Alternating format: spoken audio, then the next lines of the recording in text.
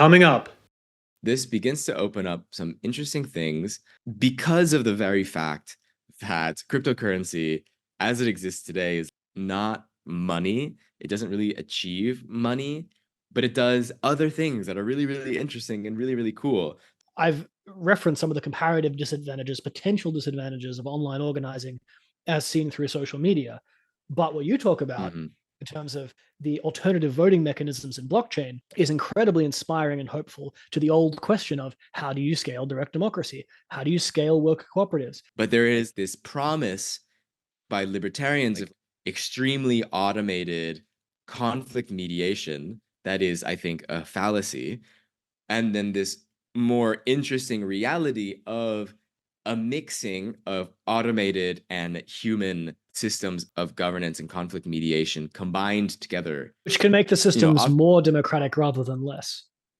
It can, or it can make it worse. And here's the tension between technocracy and democracy posed by automation. There is reason to believe, I suspect, that AI will enhance the capacity of smart contracts to facilitate more complicated forms of agreement and transaction, including in legal and governance spaces. This will be a huge issue in 5 years. It's going to become more and more politically important, actually, and more politically relevant in the coming future, for better or for worse. It's better to respond and take part in it rather than to ignore it. The kind of institutions you're building with Breadchain Cooperative are the kind of thing we need to preserve the rule of law from the threat of technocracy. On the face of it, the labor situation sounds alarming, writes world-famous futurist and predictor of the singularity Ray Kurzweil on page 219 of his new book, The Singularity is Nearer. In the book, Kurzweil doubles down on his 1999 prediction that we will have a so-called singularity by the year 2029, that is, when artificial intelligence will surpass human-level intelligence in a variety of skilled mental tasks, reaching what researchers call AGI, artificial general intelligence, or strong AI. Considered a fringe hypothesis at the time, this prediction of Google's AI visionary is now approaching mainstream acceptance, following the spread of large language models after 2022, with some prominent figures like Elon Musk claiming that it may even be too conservative. The most interesting thing to me about this book, however, is what it doesn't mention. There's no mention of smart contracts or blockchain, corporate social responsibility, ESG, or China's social credit system, aside from a very brief discussion of crypto as a possible new job creator in the wake of AI-led unemployment.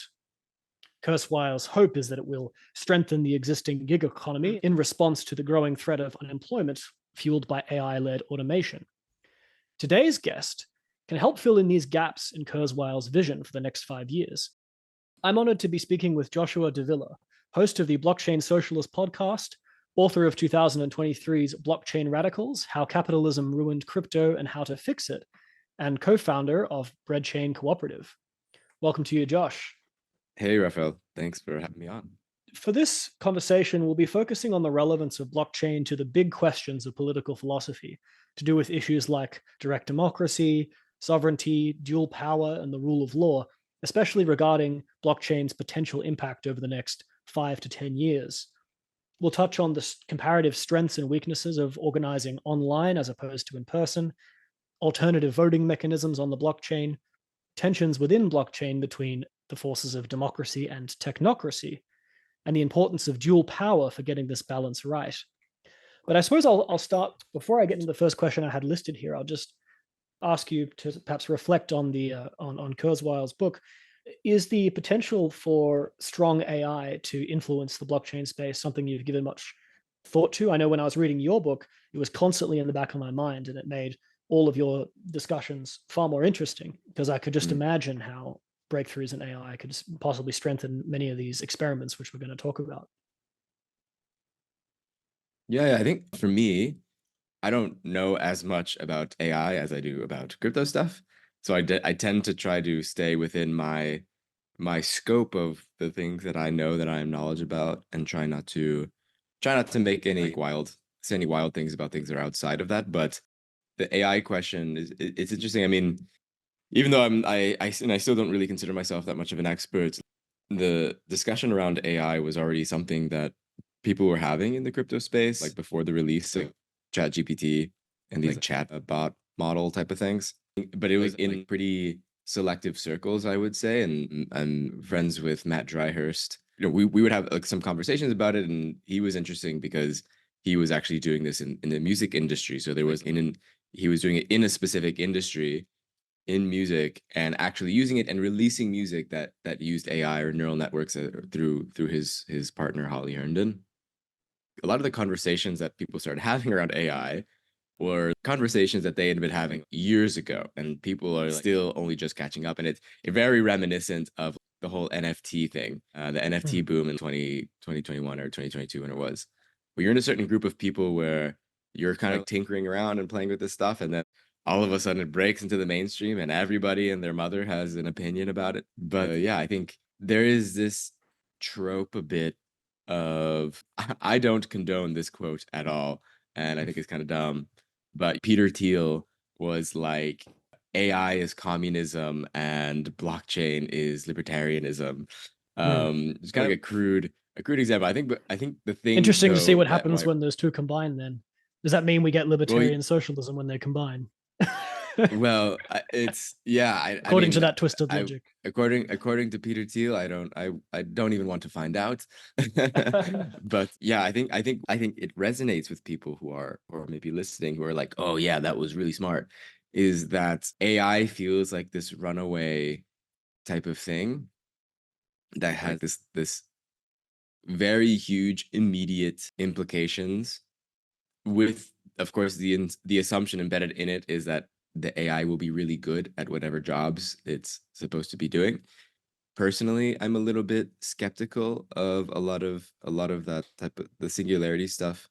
And when it comes to AI, I'm just unsure if that will though if the improvements will happen in the way that people think that it will happen and that it will be used in the way that people think it will be used.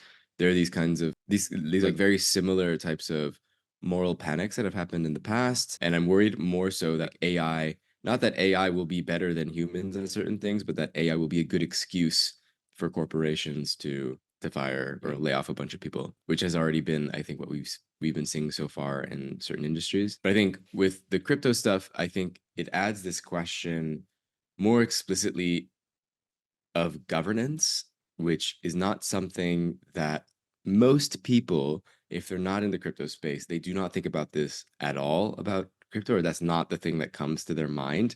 The first thing that comes to their mind is free markets, speculation, gambling, and whatever else. And that's fair because it's a lot of it. But there is, I think, what the framing for me that kind of changes it is you have to think of capitalism as a kind of governance system where the mode of production, how we choose to produce things, is being decided upon by capital, by having capital or not having capital, and that will govern kind of big parts of your life potentially. And so with AI being this digital thing that wants to consume all the data, crypto, I think for a lot of people represents something that can curb it in some way. But I think the question around how that curbing happens is a bit up in the air. Mm. And for those If that who makes are sense. unfamiliar, this stuff is coming quite quickly into the halls of power, both at the microcosmic and macrocosmic level. In other words, questions surrounding blockchain are far more relevant for policymakers now than would be suggested by the kind of frivolous media coverage, the whole thing being scams and criminality, as you referenced. To take two clear examples, Trump's new vice president running mate, JD Vance, used to work for Peter Thiel's Mithril Capital organization. And so there is increasingly strong links between the right wing so called national conservative elements in Silicon Valley and the Trump campaign. On the big picture level, the centerpiece of the so called new Cold War between the US and China is to do with the AI arms race in many ways, and especially the Taiwan issue, given their role in the production of semiconductors. So this stuff is may sound somewhat theoretical from time to time, but is increasingly entering into the world of major geopolitical questions, especially given the rise of AI. as Yeah. you say, playing a role in transforming how we view governance. So a lot of people, yeah, they hear blockchain, they think Bitcoin, and they think Ponzi, they think scam. And it's easy to understand at a time when the stock market is so divorced from the reality of most people's day-to-day lives. They just hear about some highfalutin, high-tech thing and they put it to a side. Now, you mentioned capital there as a means of allocating resources. Blockchain, the technology which underlies Bitcoin, we won't be talking so much about Bitcoin today, more so smart contracts, but blockchain itself has been described as a world computer in your book, and has been described as a truth machine in an earlier work of somebody else's. In Blockchain Radicals, you say that blockchain allows for more expressive measurements of people's preferences, which would instantly prick the ears of anyone who's interested in moral or political philosophy, and especially in democracy. So, what are the best metaphors for describing or explaining the significance of blockchain? And how does this world computer differ from the old one, namely capital itself? Yeah, so just to say that the world computer metaphor is specifically referring to Ethereum, so the Ethereum blockchain, which is in the canon, the high level one. You have blockchain 1.0, which was Bitcoin. You can only make transactions for the most part. It was fairly expensive, clunky, whatever else. Version 2.0 was Ethereum, which added this brand new functionality, very, very big, of smart contracts, which essentially, if you think of blockchains wanting to solve this problem of, although with the caveat that I don't think that they solved the problem that they think they solved, but it came from the point of view of how do we create money without the need for central banks or the government, run over the internet through a peer-to-peer infrastructure. And they solved that problem through the use of proof of work, which is the consensus mechanism, right? So the larger, if you want to boil it down more to a technical problem, it was called the double spending problem. So how do we send digitally unique things to each other over the internet, like a dollar? So computers being very, very good copying machines, right? When I send an email to you, what's happening is you are receiving a copy of the email that I wrote in my email client, and now there are two versions of the email versus a physical letter, which I would have to send through the mail. So over the internet, using computers, it's a very difficult problem to get an agreement on a state. So there's a need for a state, like a singular state, in the same way that in a singular computer, you have a single state, because you have it has its own file system and has its own programs and whatever else. Like when you access that computer, what's in it is what you have access Pardon me. to. I want to slow down. I'm trying to put my head in my mother's. Trying to put myself in my mother's shoes for a second here. Can you just define Yeah. state? What do you mean by state?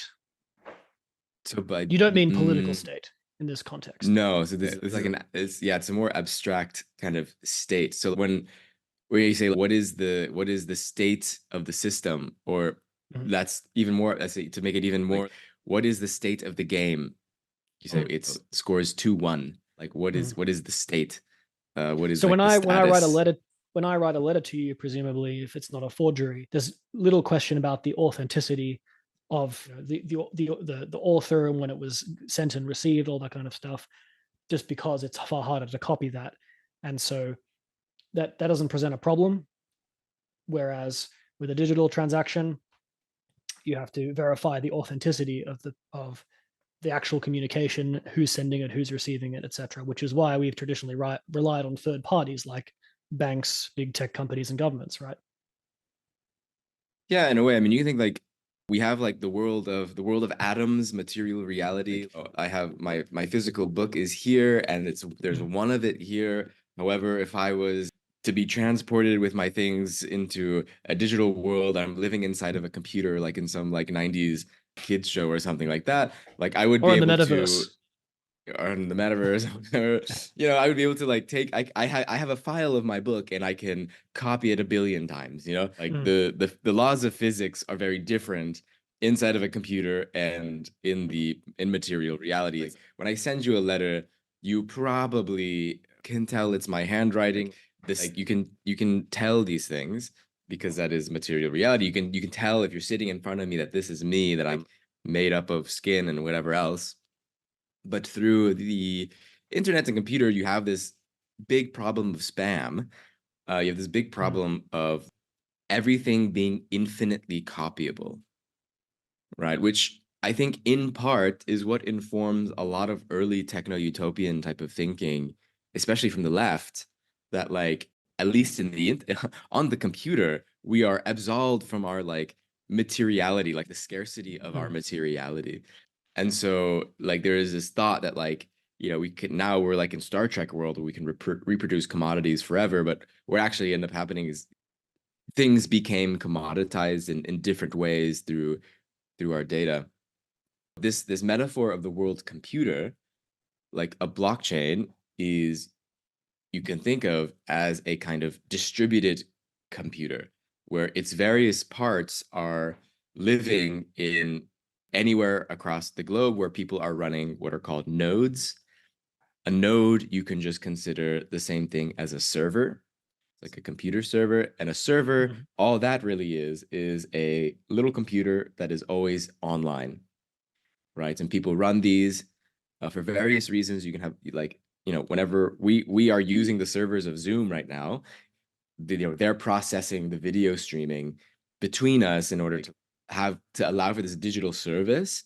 Except in the crypto world, people are running servers or nodes as a service to facilitate the blockchain that they're running the software for.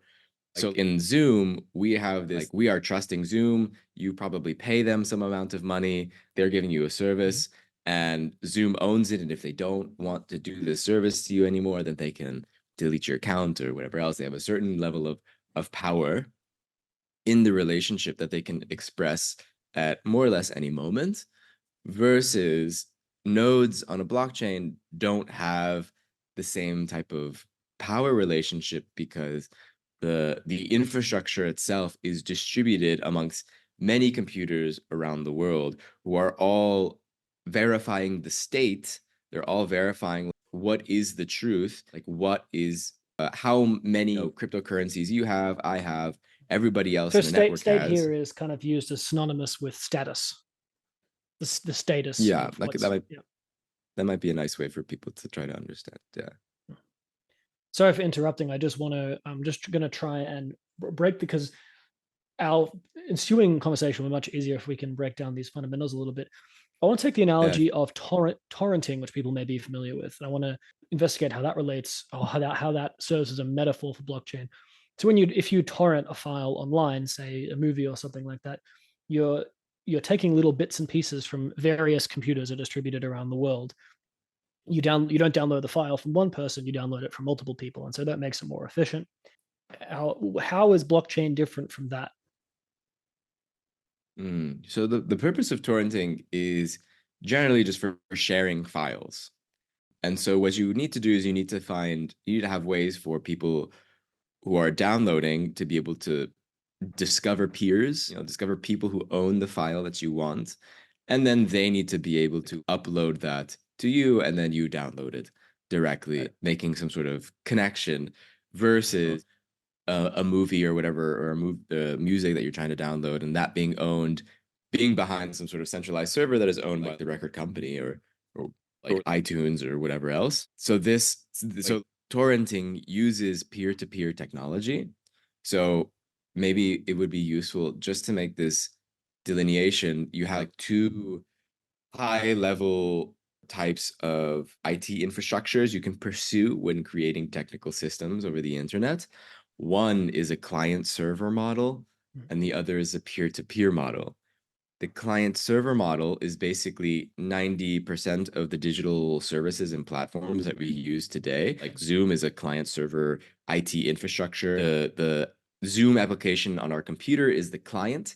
And then we are accessing Zoom's servers in order to access that digital service. So there is this particular power relation of Zoom and us, that we are customers of Zoom, but Zoom is also able to dictate how good our service is, like whether or not they want to not give services and whatever else. A peer-to-peer model, however, is much more decentralized in its power relations and hierarchy. So anybody can show up in a truly decentralized peer-to-peer system, at least an open peer-to-peer system. You can have maybe a closed peer-to-peer system, but an open peer-to-peer system would mean like anybody can show up, provide services in torrenting that would be like, here is like my music and you can download it, or my movies or whatever else, or like I would like to download your movies and music. So it kind of defeats like what it actually did, with the rise of Napster and LimeWire and all these things. It forced all these companies to like they lost a huge part of their market essentially, because there was some truth behind because digital systems are super good at copying things. All you need is to find ways to route, to make connections between computers and people to send that data between each other. All of a sudden, they like the revenues for the music industry tumble, like were cut in half since the creation of Napster. And the place where they're trying to make money the most is through concerts, through live experiences and other means. And then there's streaming, which has vastly reduced the price of music. And so now there's this people, we'll talk a lot about the hollowing out to the middle class of artists and whatever else.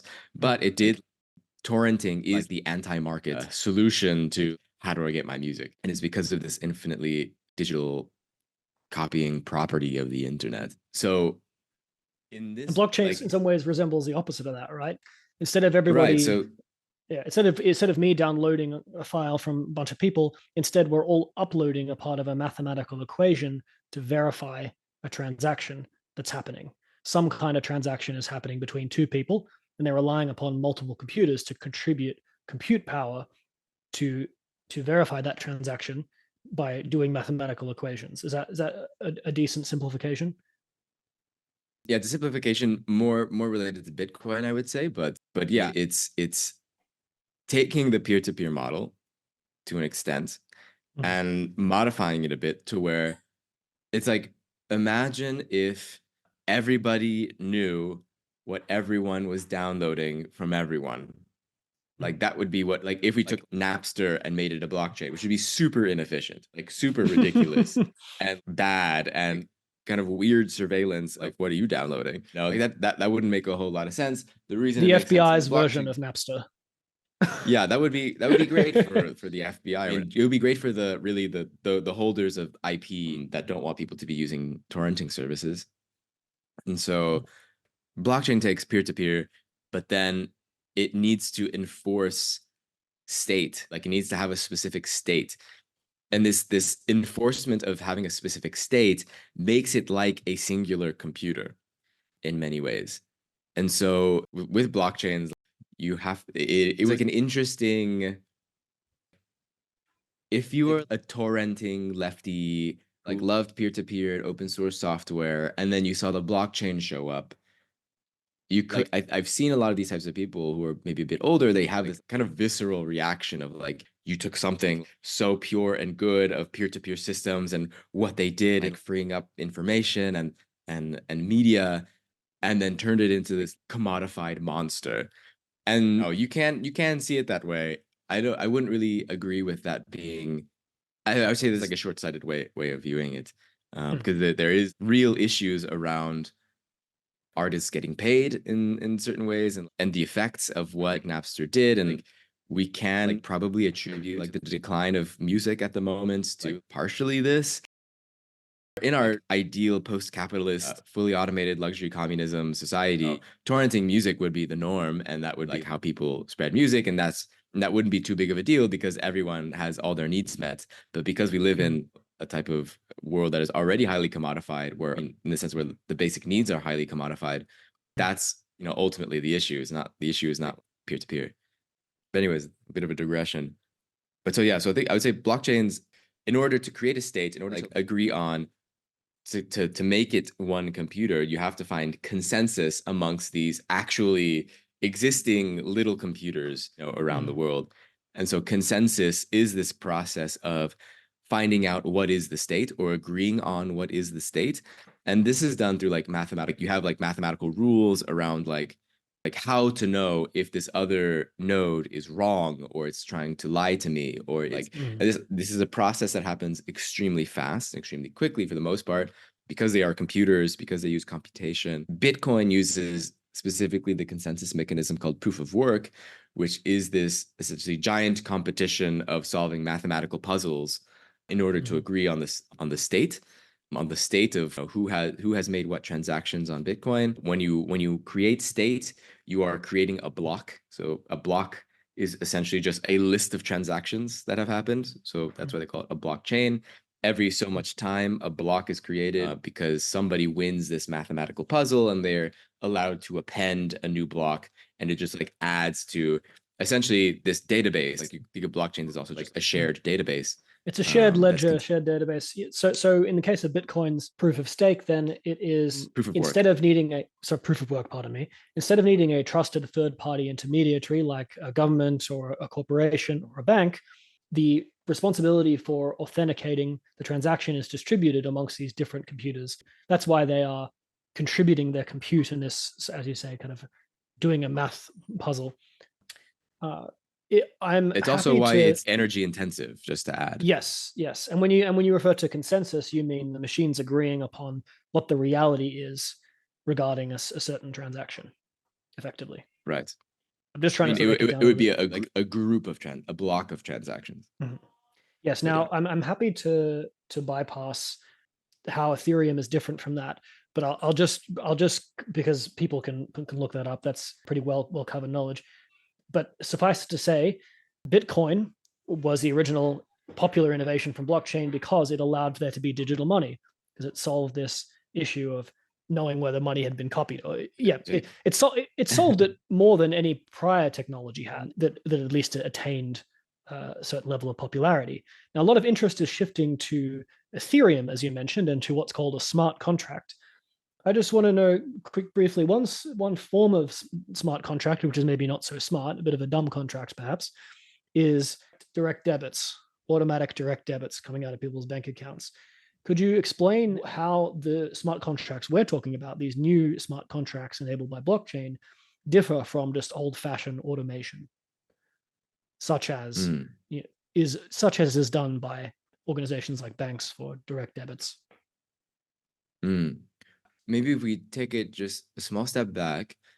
So in my book, I go through the three most common metaphors chronologically to understand crypto that people have used as a narrative over time. The first section is crypto as money. So there's like the original idea was around money, and like Bitcoin being this peer-to-peer cash.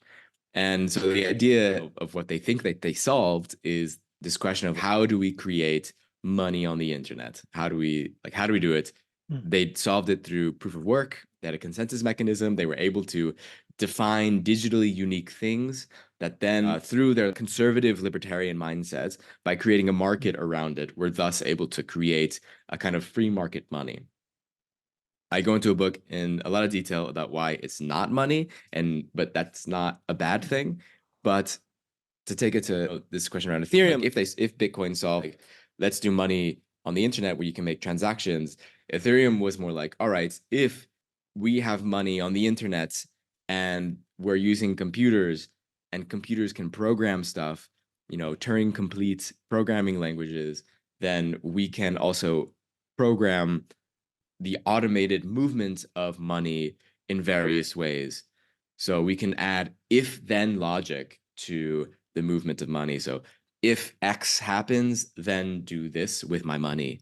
And this is the basis of all programming languages, is looking for conditions. And then once those conditions are satisfied, it does a thing. And so smart contracts are essentially little programming languages that are looking for conditions and then doing the thing that they're programmed to do. So you could think as well about, if you take this example that you mentioned, automated debiting for your wage or something, like every month or however long you're getting your monthly wage in the computer system of the bank, it's probably saying something along the lines within the code, like if it has been 30 days, then pay my employees. That would be the most automated kind of way of doing it from the company's bank, like your employer's bank. And then you would receive the money in your bank account. And in order to set up that debit, they had to know your IBAN or your routing number or whatever else to send you that money. So like this if then logic is what is automation. That's what like allows automation. It just, you need a system that is looking for conditions, and then it already knows what it needs to do after those conditions are fulfilled.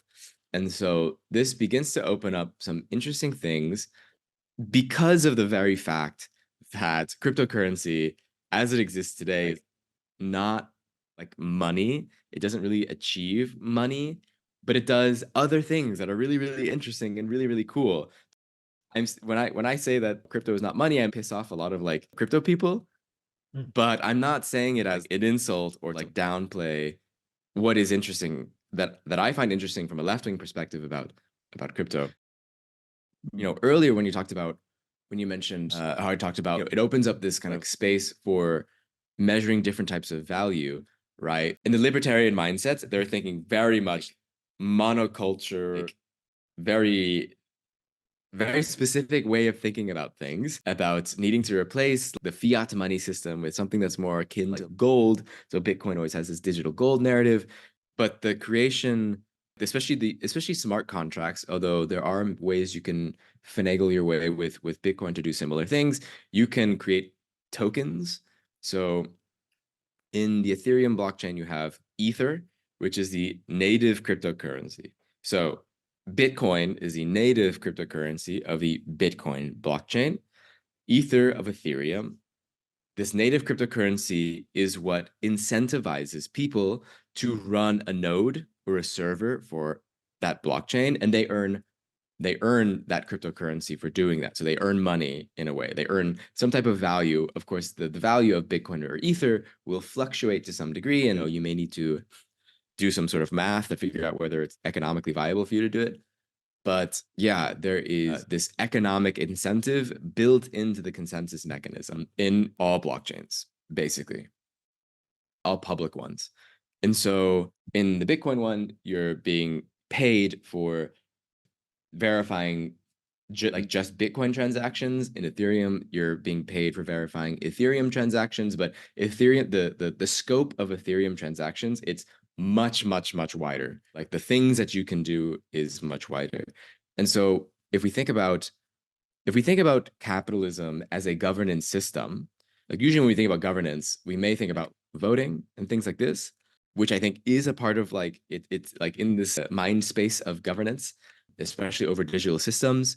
We can begin to create tokens, which are sort of like empty digital signifiers, like you can think of like points or something like that. And we can use the properties of blockchain being able to create digitally unique things to create if then like bigger systems that use these series of if then statements that basically construct these type of economic systems that we would rather be using or to be experimenting with, that involve maybe an element of capital and maybe an element of voting, because that's like what we're interested in exploring. Or some other more articulate expression of the person's needs and preferences, rather than having them reduced to the quantitative values represented by money. Some more expressive means of communicating or measuring people's preferences via, for instance, these alternative voting mechanisms. So I just want to clarify, I just want to emphasize to people the two things that are really exciting about this. Number one is it increases the ability to scale trust and cooperation in general, which potentially reduces the need for conflict and third-party intermediators of various kinds, which could reduce risks of not just transaction costs and enhancing efficiency, but also reducing risks like corruption and what's the word I'm looking for here? Rentierism. But the second thing that's very exciting about it is specifically, yes, this reduced necessity for trusted third parties to fulfill basic agreements. So it facilitates blockchain technology in general, Ethereum in particular, facilitates greater cooperation by reducing the need for trusted third party human intermediators, like banks, courts, governments, corporations, etc. And it seems likely that machine learning artificial intelligence will enhance the capability of smart contracts in particular to to facilitate more sophisticated forms of agreement between parties, whether they're transactions or otherwise, either without the need for humans, human intermediators, or with less need for them. So this is potentially providing access to poorer people to a much wider range of services than was formerly available to them. I'm interested if you've given any thought to the role of AI in particular in making legalese more legible. Think, for instance, every time you have to agree to some terms and service of some app or some website you visit, nobody reads those things. It's a mockery of the principle of the rule of law. I wonder if something like large language models like ChatGPT could be used to provide executive summaries of some of those terms and conditions, which could then be appended to those websites by some regulations like the GDPR, for instance, such that people could have some idea of the basic clauses. I know this is not quite there's not quite smart contracts, but it is about AI making things more legible.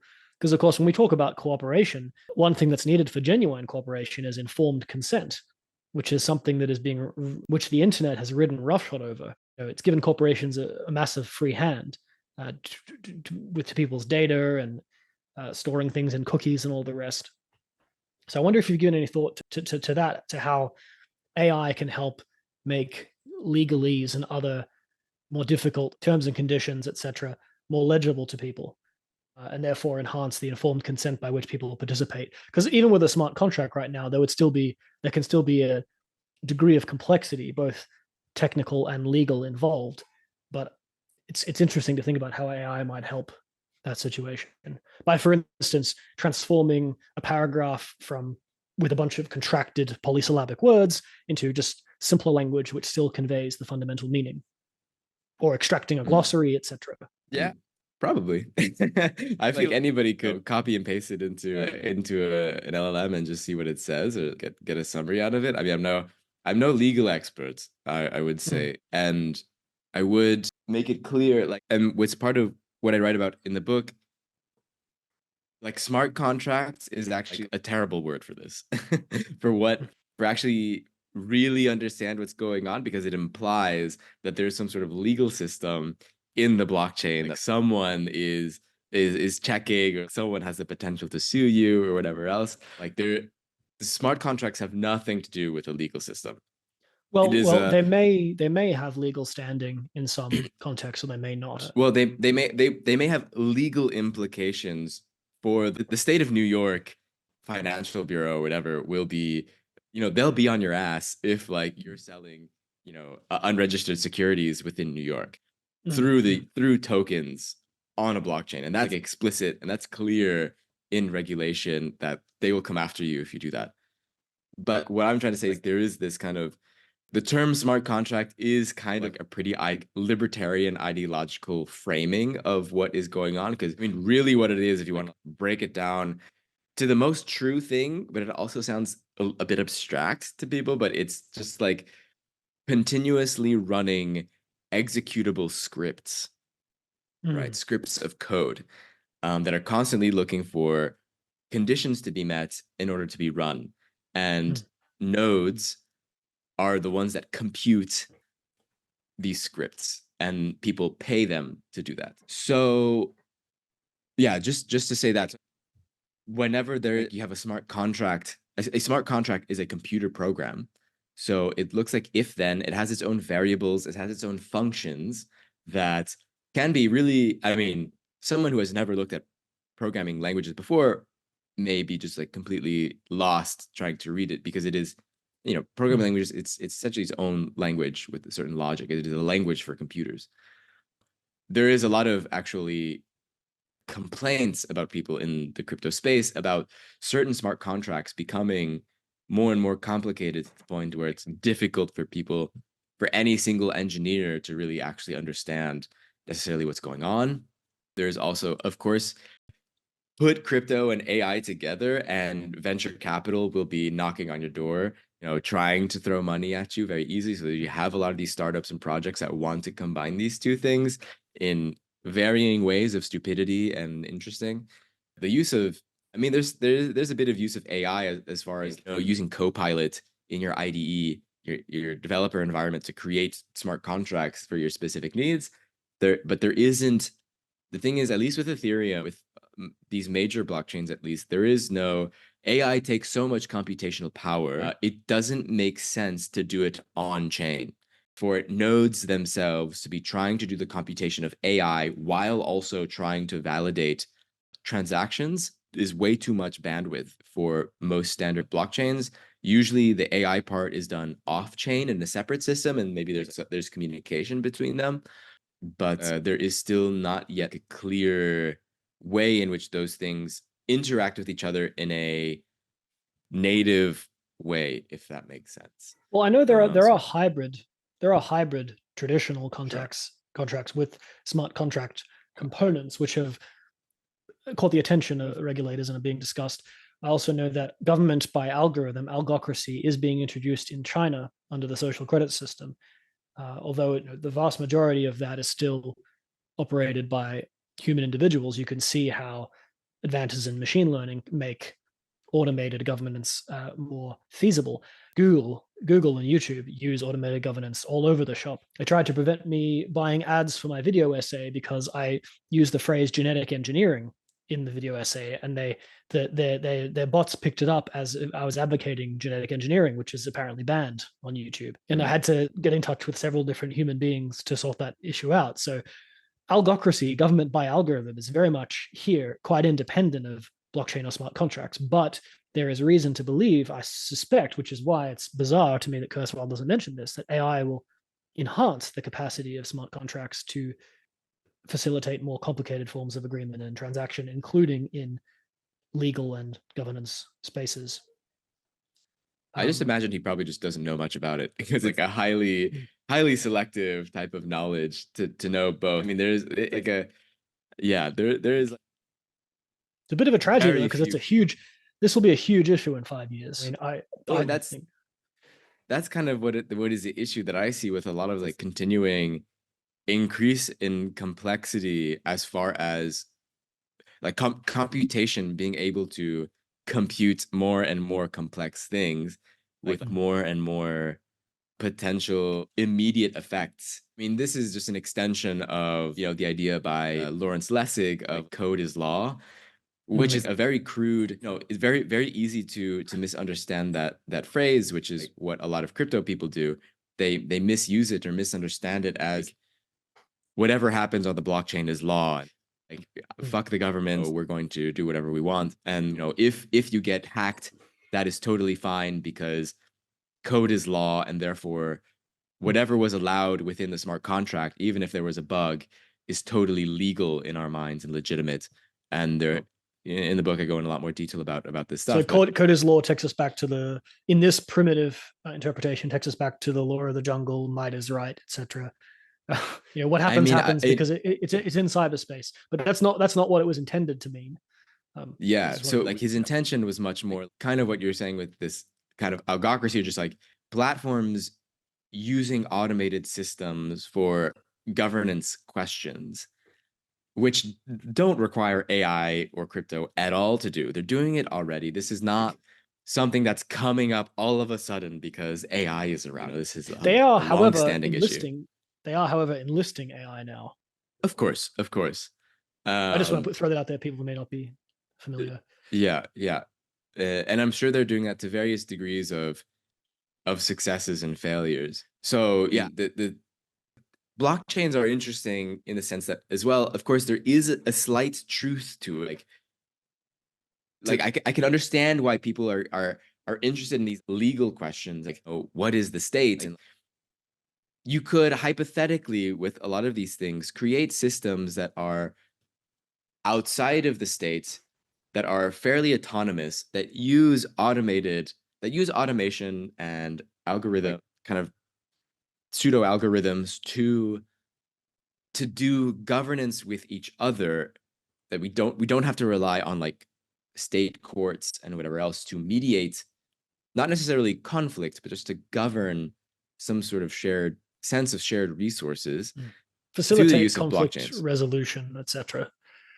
Anyway, in both small senses and maybe big senses, like I think there are these projects that are trying to do these, I talk about in the book, like using blockchains for essentially like decentralized court systems. And there is like I don't know, I have a mixed response to a lot of these things, but it's also like one thing to keep in mind, maybe like interesting historical context, is that court systems outside of the state are not new.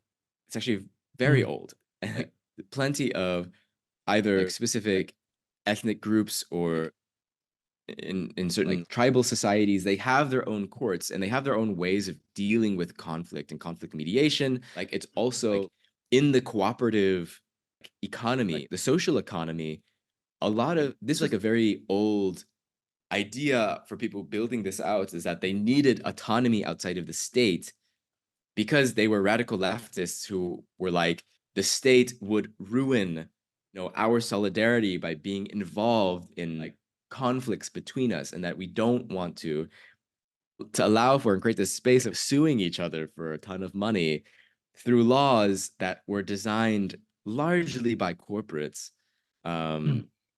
to be able to sue each other for large amounts of money and for them to protect their IP. A certain amount of autonomy is reached by having these kind of court systems. And there is this promise by libertarians of extremely automated conflict mediation that is, I think, a fallacy. And then this more interesting reality of a mixing of automated and human-based systems of governance and conflict mediation combined together 90% of the time. And so it's like, which can make the systems more democratic rather than less. It can, or it can make it worse. It's you have to understand it as. And here's the tension between technocracy and democracy posed by automation. Like I just think of it as like this open design space where you can create the most interesting stuff possible and also the most fucked up stuff possible. And it's sort of the much bigger issue is, can you get people that socially agree with whatever system you're creating to take part in it? That is the biggest issue. And so we can create whatever we want. It's not technical scaling though.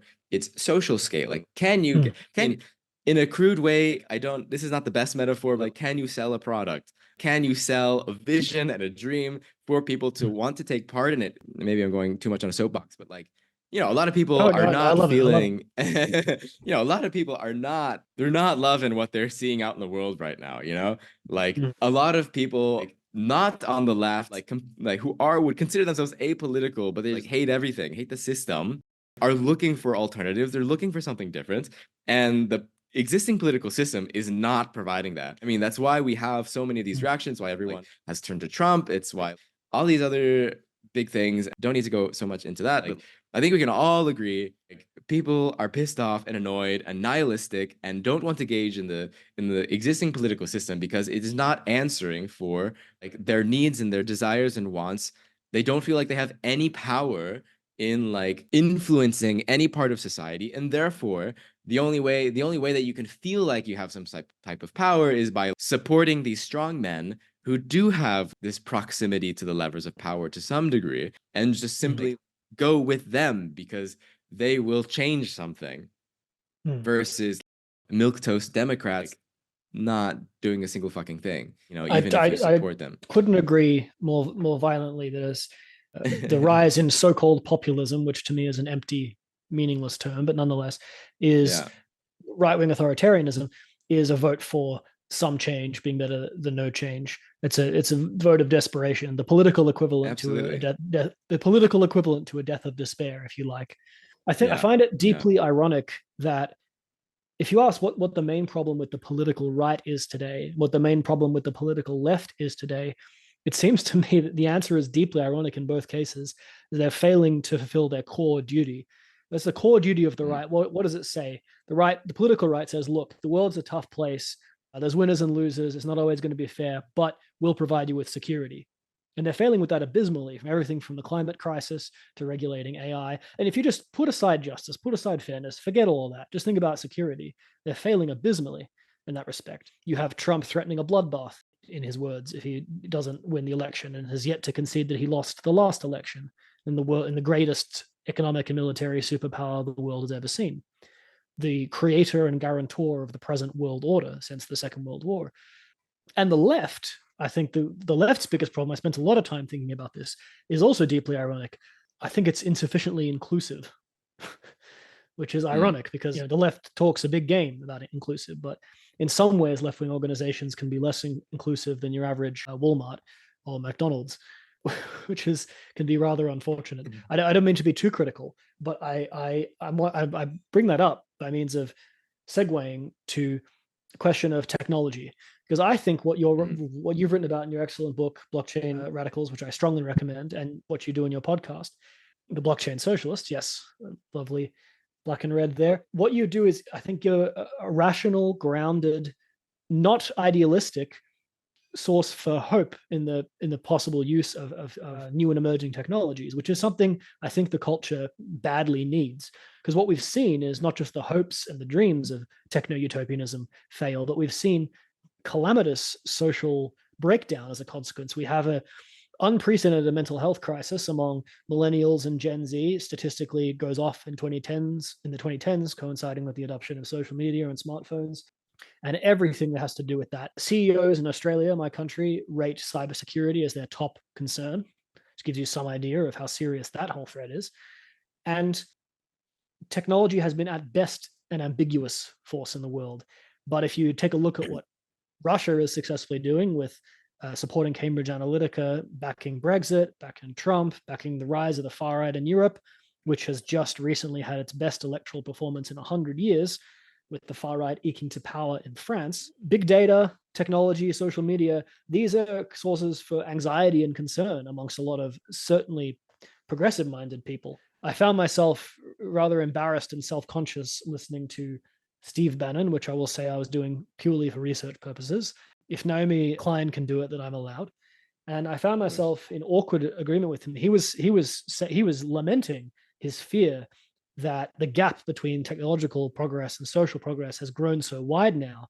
And he was comparing it to the interwar period. And I think that's a very apt comparison. And I do think that is a big source of our contemporary social crises, is how technology has outpaced regulation in a manner analogous to how it did in the first industrial revolution of the late 19th, early 20th century, with trains and cinema and radio, etc., causing all kinds of exacerbating existing social crises. Of course, the likes of Bannon view this as an opportunity, and they're right to do so. Because people are afraid and seeking security, it's a boon to them. But even Bannon was feeling anxious about this. So I want to come back. I want to come back to this, the promise of blockchain, because a lot of left-wing progressive people, even centrists, I think there's a lot of techno-pessimism out there. And so I want to ask you what you think the benefits of digital forms of organizations like DAOs and DAPPs, that is a digital autonomous organization, or decentralized applications, what the benefits of these online forms of organization have as compared with traditional forms of in-person organization like workers' cooperatives and affinity groups. And you describe in your book how they have successfully incorporated some of the best elements of, for example, worker cooperatives. But I'd like to know, in a general broad brush sense, what is the comparative advantage or disadvantage of these new digital forms of organization to facilitate, as you say, social scaling, conflict resolution, etc.? Apologize for the overlarge question. No, I think, I wouldn't frame the question as which one is better. So kind of one of the things that I have found very frustrating about talking about crypto stuff with people on the left, mostly online, because in person, it's always people are so much nicer in person than they are on the internet. That's an interesting comparative disadvantage of online forms of organizing, right? Sure, yeah. And I think in part, so someone might look at blockchain and say, how is this going to be better than Facebook? To put it simply. Right. It's also that, I mean, one, it's a very silly comparison because Facebook and the blockchain do vastly different things. Yeah, but I'm dealing with silly comparisons partially because there's a huge intergenerational gulf in our culture at the moment, and a lot of older people have no clue what any of this is, and so they will think, of course, of Facebook and Tetris and whatever else as their nearest analogy. I mean, sure, yeah. I think like you're saying, like this there's definitely this technical social gap that is pretty difficult to deal with, to be perfectly honest, because like the job that I have unfortunately taken on to do by calling myself the blockchain socialist, doing all this writing and all this work, is that the amount of foundation building, even just for this conversation, that we've had to have in order to feel secure for the potential average person to be able to potentially participate, to be understand, included. to be included in this conversation. And the next things that I'm going to say, it's a lot, and I have to do it every time almost when I come on like a left wing. Every time I go on a left wing podcast, it's like, can you explain the blockchain to me? You know, like, and it's like understandable because like it's there is this amount of technical knowledge that is actually not as it's both not as difficult and not as easy as people think in different ways, you know? Absolutely. Absolutely. And so It's a good I way have of to putting it. deal and so I have to deal with overcoming people's presuppositions.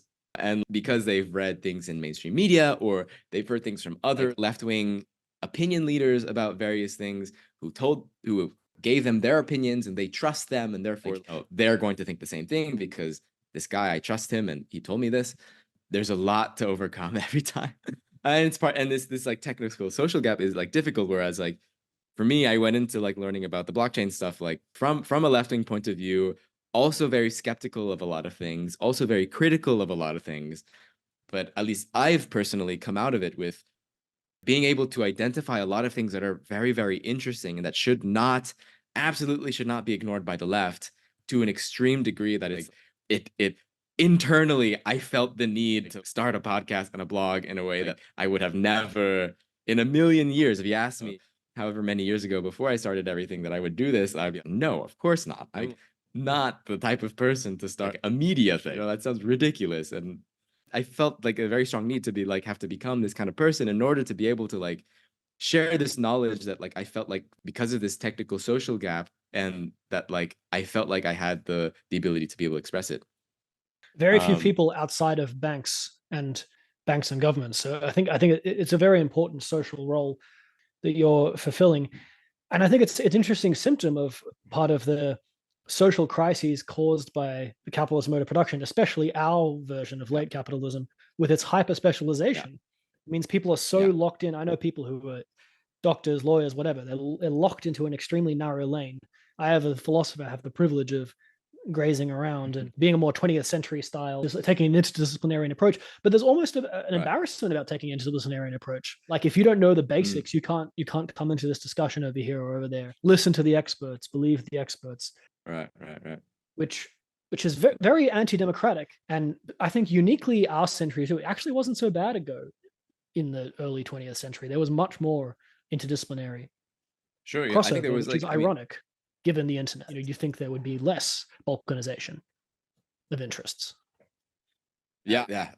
I think Bill Gates, as fucked up as he is, he was correct. You know, back in the 90s, before the internet was so big, like he said, when people were asking him, this like TV show host, I forget who it was like, but what can you actually do on the internet? You know, and like he's like, oh well, you can like watch a game or listen to a game. He's like, but I have radio, you know. And then he begins to like explain that like through the internet, people will be able to find like other people with niche interests.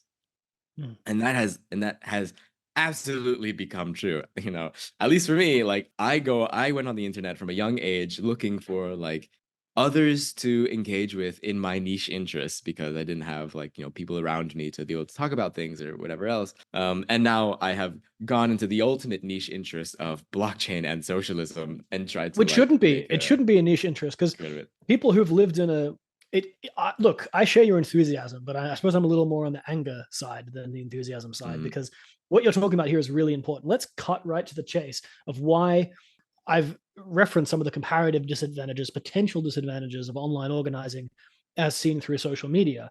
But what you talk about in terms of the alternative voting mechanisms in blockchain is incredibly inspiring and hopeful to the old question of how do you scale direct democracy? How do you scale worker cooperatives, et cetera, et cetera. So in chapter 10 of your book, you discuss alternative voting mechanisms being trialed in the blockchain space, describing how they allow for more expressive measurements of people's preferences.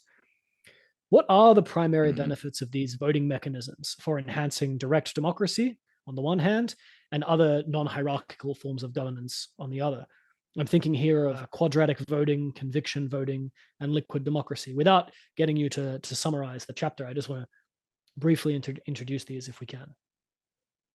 Yeah, sure. So sorry, I went on a tangent. Totally didn't answer the question. I mean, there are advantages and disadvantages to the online, advantages and disadvantages to online versus in-person organizing. There is no one is better than the other. Ultimately, you want to make a movement, you have to do both. And just use each of them for the advantages that they give. But I think it is interesting that there are unique downsides.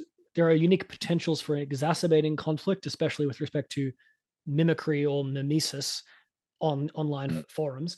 But what you're about to talk about, these alternative voting mechanisms, provide unique comparative advantages for handling potential conflicts, which have been as yet unavailable. So that's what I think is really exciting, and I'd like to hear from. And I do think there are instances in which these things you're about to talk about, such as quadratic voting, could actually lead to less conflict than in-person forms of organization, or at least solely manual forms of organization. Sorry to interrupt. No, I think for sure. Like that, I think the new space.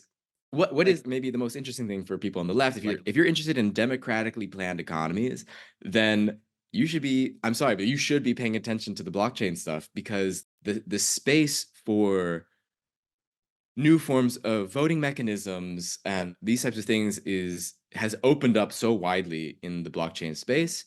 And a lot of people who are on the left would have a lot of very interesting things to say about this.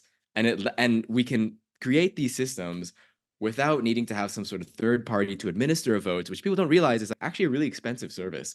Large cooperatives, labor unions, like already existing, what I would call left economic institutions, use these services. They purchase these services, they pay for them in order to facilitate voting within their organization. And it's given to a third-party company that is probably for profit, probably doesn't give a shit about your ambitions or whatever else. That versus being able to autonomously create voting systems within your group of people in a way that's transparent and not liable to corruption in the same way as putting a person in charge. Sure, and it can, in a way that you can express your democratic voice in a way that was that isn't voting for the president every 4 years or whatever. Like it much more granular detail you can give, and even sometimes there's this just more expressive. Like quadratic voting as an example is really good for whenever you have a bunch of choices of things. Everyone will have, let's say, for example, 100 votes, and you can spread your 100 votes across multiple options. But the way that the voting power is calculated per option that you're voting for is based on a quadratic function, where the more points, voting points you give to a single choice, the less additional voting power you're getting per point. So basically, so if I want to say I only want to vote on this one issue, and I'm just going to focus dead set on that, I'm not going to vote about anything else, I'm just going to focus in this one lane. It's a little bit like a role-playing game, isn't it? The leveling systems in like Skyrim or Oblivion. If you just try and go in straight into archery or straight into alchemy, you won't be able to get so high in that skill tree. But if you distribute your votes more generally to a variety of skills, you can get a little bit of this and a little bit of that. That's the basic idea, right? In the Skyrim Elder Scrolls example, it's encouraging a more balanced player, right? That is not just strength or something. Whereas you can take this abstract principle and apply it to organizing with shared economic resources. Imagine you have a plethora of different options that you could do, or you could fund, or you could whatever take action for. And so a quadratic vote, essentially the embedded logic is to encourage voting for many things at once, rather than solely wanting one thing out of a list of 10. And this can be, I think, very powerful in organizations trying to figure out what should they do with their resources. It means that one person who feels very, very strongly that we should all use our money to do X doesn't Get Brexit done. overshadow Brexit is the only whatever. issue. Yeah. Exactly. Like it yeah, just uses a little bit of math to modify how voting power is expressed. And this is, to stress very strongly, not possible like outside of a blockchain, or it's very, very difficult to do outside of a blockchain in a quote unquote trustless manner, like in a manner that maybe automates the execution of like the choice of the of like what is, or the result, sorry. So like that's so quadratic is referring to like the quadratic function that is being applied to voting power when you distribute your votes. Conviction voting works more, it mimics the way that I just wanted to interject here. Sorry, just people who are curious. Quadratic voting is, as you mentioned in the book, used in Taiwan for e-voting on budgets, which I found quite interesting. They have used, just yeah. As a general rule for those listening, if you're curious to see where some of these things are being trialed or used, it's often in the East Asian or Northwest European parts of the world, although it's all over the place. You can find Brazil, India, elsewhere. So there's lots of real world examples of this being used by governments or by communities, by unions. It's not just in this entrepreneurial high tech space. And it's not just on a small scale that these things are being trialed, which is part of what's so inspiring about it. So I'm sorry to interrupt. Please go into conviction voting. No, yeah, that's true. So yeah, conviction voting is basically mimicking the action potential of a nerve. So the way that what a nerve fires in your brain is that it needs so much potential energy inside of it, and then it shoots off. And it uses a combination of votes and time. So like the longer you leave your vote in a single choice, the more power it accumulates over time. So it shows that you have conviction about this choice, given perhaps changing circumstances and contexts happening around you in your environment. And once the assigned threshold is met for that particular option, then it shoots off kind of whatever is executed automatically because of it, which could be in the form of we're funding this effort. So that's So like instead really of just instead of just voting for A or B on a particular instance, a particular time slot, walking into an election booth, that we are constantly recording our preferences for things. And then a little bit like, as you mentioned, a GoFundMe, like once a GoFundMe reaches a certain amount of money, then the project is funded, it goes ahead. Likewise, once a proposal reaches a certain level of votes for a certain duration of time, it can go ahead. So and it does so automatically, like an action potential. Shoot like a nerve shoots. So it's the longer the longer the preference is held, the stronger it becomes. What's so interesting about this for me is that this is in some sense the inverse of quadratic voting. As you mentioned, it's similar to quadratic voting in that multiple credits are allocated to all the voters, except in this case, time plays a crucial role in determining the vote. But in a sense, conviction voting is rewarding people for taking long-term, presumably principled stances in supporting a particular policy proposal, whereas quadratic funding is trying to avoid people being too single issue minded in their approach. So in some sense, they're opposites, but you could imagine a very interesting way in which they could be combined. So you get just the right amount of quadratic voting mechanism to avoid October surprise style, as the Americans call it, last minute switches based on relatively frivolous issues, or people just not taking into account the bigger picture, just focusing on one particular wedge issue and sacrificing every other issue. I think Brexit is a great example of this, right? That in the 2017 and 2019 elections, there's so much at stake in whether Corbyn-led Labour won or not, that to focus on Brexit is in some ways quite myopic. So quadratic voting can be used to encourage a sense of more active civic participation and taking an interest in a broader range of issues rather than, for instance, those that just affect you. And conviction voting can balance that out by rewarding those instances in which a long-term commitment to a particular policy proposal is evidence of principled conviction. In both cases, it's treating people's participation as more serious and consequential. It's not just a quick. It's not a poll. Basically, that's the big difference between these blockchain styles of voting and our regular ones. Is our regular ones are a bit like a poll, whereas blue or green, Labour, Conservative. Whereas this is adding a degree of sophistication. I'm not telling you anything you don't know. I apologize. I just wanted to flesh that out a little bit. Yeah, of course. People understand. And you mentioned there's an organization called One Hive DAO, which has used conviction voting to allocate the funds of its community treasury, which is interesting. Did you want to describe liquid democracy? Sure. I mean, liquid democracy is basically this idea that you're always having elections, kind of in a way, in the sense that you're always able to delegate your vote to someone else, in the same way that perhaps you could say that we delegate our votes to the parliament or whatever else by voting for our representative. Rather than it being this fixed, you vote for representative, they're in power for 4 years and then they're out.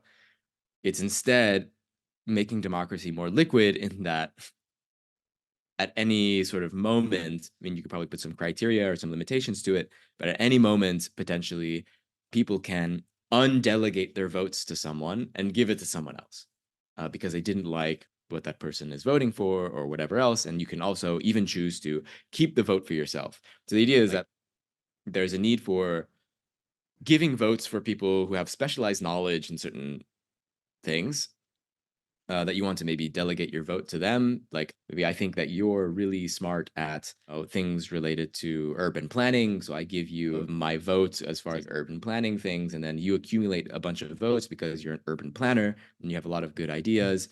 But then you vote to like remove all the bike lanes and I'm really pissed off. And so I undelegate my vote to you and I give it to the bike lane guy. So it allows for this more real-time accountability in a way that totally does not exist right now. It's fascinating, isn't it? Because this idea of recallable delegates has been mainstream anarcho-syndicalist, that's left libertarian thinking for 150 years. It's always been an element of institutions like spokes councils were supposed to embody that principle, but it has also been therefore a concern of people who are critical of direct democracy in general or libertarian socialism in particular. That it's just going to be too many meetings. What am I supposed to participate in everything? I mean, people are even afraid of living in Switzerland for this reason, right? Or they think they're afraid at least. The idea of people who are already overworked and feel under-resourced getting pressured with additional civic responsibilities can be off-putting to people when they hear about an idea like democratizing the economy. What you're saying here is that you get to opt in and opt out the amount of direct democracy and the amount of civic participation you have. In other words, you can effectively delegate others to be a representative for periods of time and not, again, on particular issues. On X issue where you don't feel like you have a certain expertise, whereas on another issue that is more relevant to you you may be more actively involved. And so this is an extraordinary breakthrough as far as I'm concerned, and quite fascinating. Yeah, it's super interesting. And it's, to me, if you're interested in real socialism and building an economy that is more democratic, you should be here. Like, you should be at the fucking front lines thinking about this stuff, because it is not, and you don't need to be a developer. Like, don't think you have to be a developer to get involved. Yes. Yeah. Yes. I am not a developer. I'm not a developer at all. Nor am I. I'm not into programming. But I mean, maybe it would be interesting for us, just because just so we can make sure we have the time to talk about it, is Breadchain itself, which is a project that I'm working on that I'm like really excited to share with people. So all this conversation about direct democracy brings to mind the left-wing principle of dual power.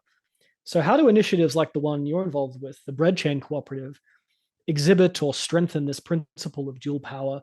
And why is this principle so important for ensuring the democratic character of these new institutions and making sure they don't end up as just kind of new bureaucratic, technocratic organizations? Yeah, sure. So, I mean, the concept of dual power is essentially this political strategy around creating institutions parallel to existing ones, and taking part in both institutions, both the one that you want to completely remove and change and the one that you are trying to build and be the kind of replacement in a way. Right. So these parallel grassroots institutions, they partially compete with and partially cooperate with existing official governmental institutions. Sure, yeah. So Mm-hmm. building dual power is building power and influence in both. Mm-hmm. And so I think this concept is really interesting in the blockchain space because what smart contracts ultimately do, immutable, permissionless coding of money-like tokens on a blockchain, is it allows you to create at least technically resilient institutions, like quasi-para institutions that people can choose to take part in a way that it was like not as possible before. And so Like a trade keeping this in union. mind, Trade union is the classic example of an old-fashioned dual power institution, right? sure. And so like for me, the kind of like strategy or like thinking around like what the fuck does the left do about the crypto stuff and the blockchain stuff, with a little bit of an assumption like it's going to become more and more politically important actually, and more politically relevant in the coming future, for better or for worse. And so it's better to respond and like take part in it rather than to ignore it. What do we do about that, and where do we place ourselves? How do we position ourselves strategically? And so to me, it is essentially we need to create these kind of left-wing para institutions that take advantage of the things that are good about blockchains, this immutability part, this certain parts of finance, and use that to create forms, structures that are easily able for people to take part in and experience a form of economic democracy that they otherwise do not feel in their lives. And a type of And empowerment so, in general, empowerment in their decision-making abilities, their leadership qualities, but also broader recognition sure, of their autonomy as a human person.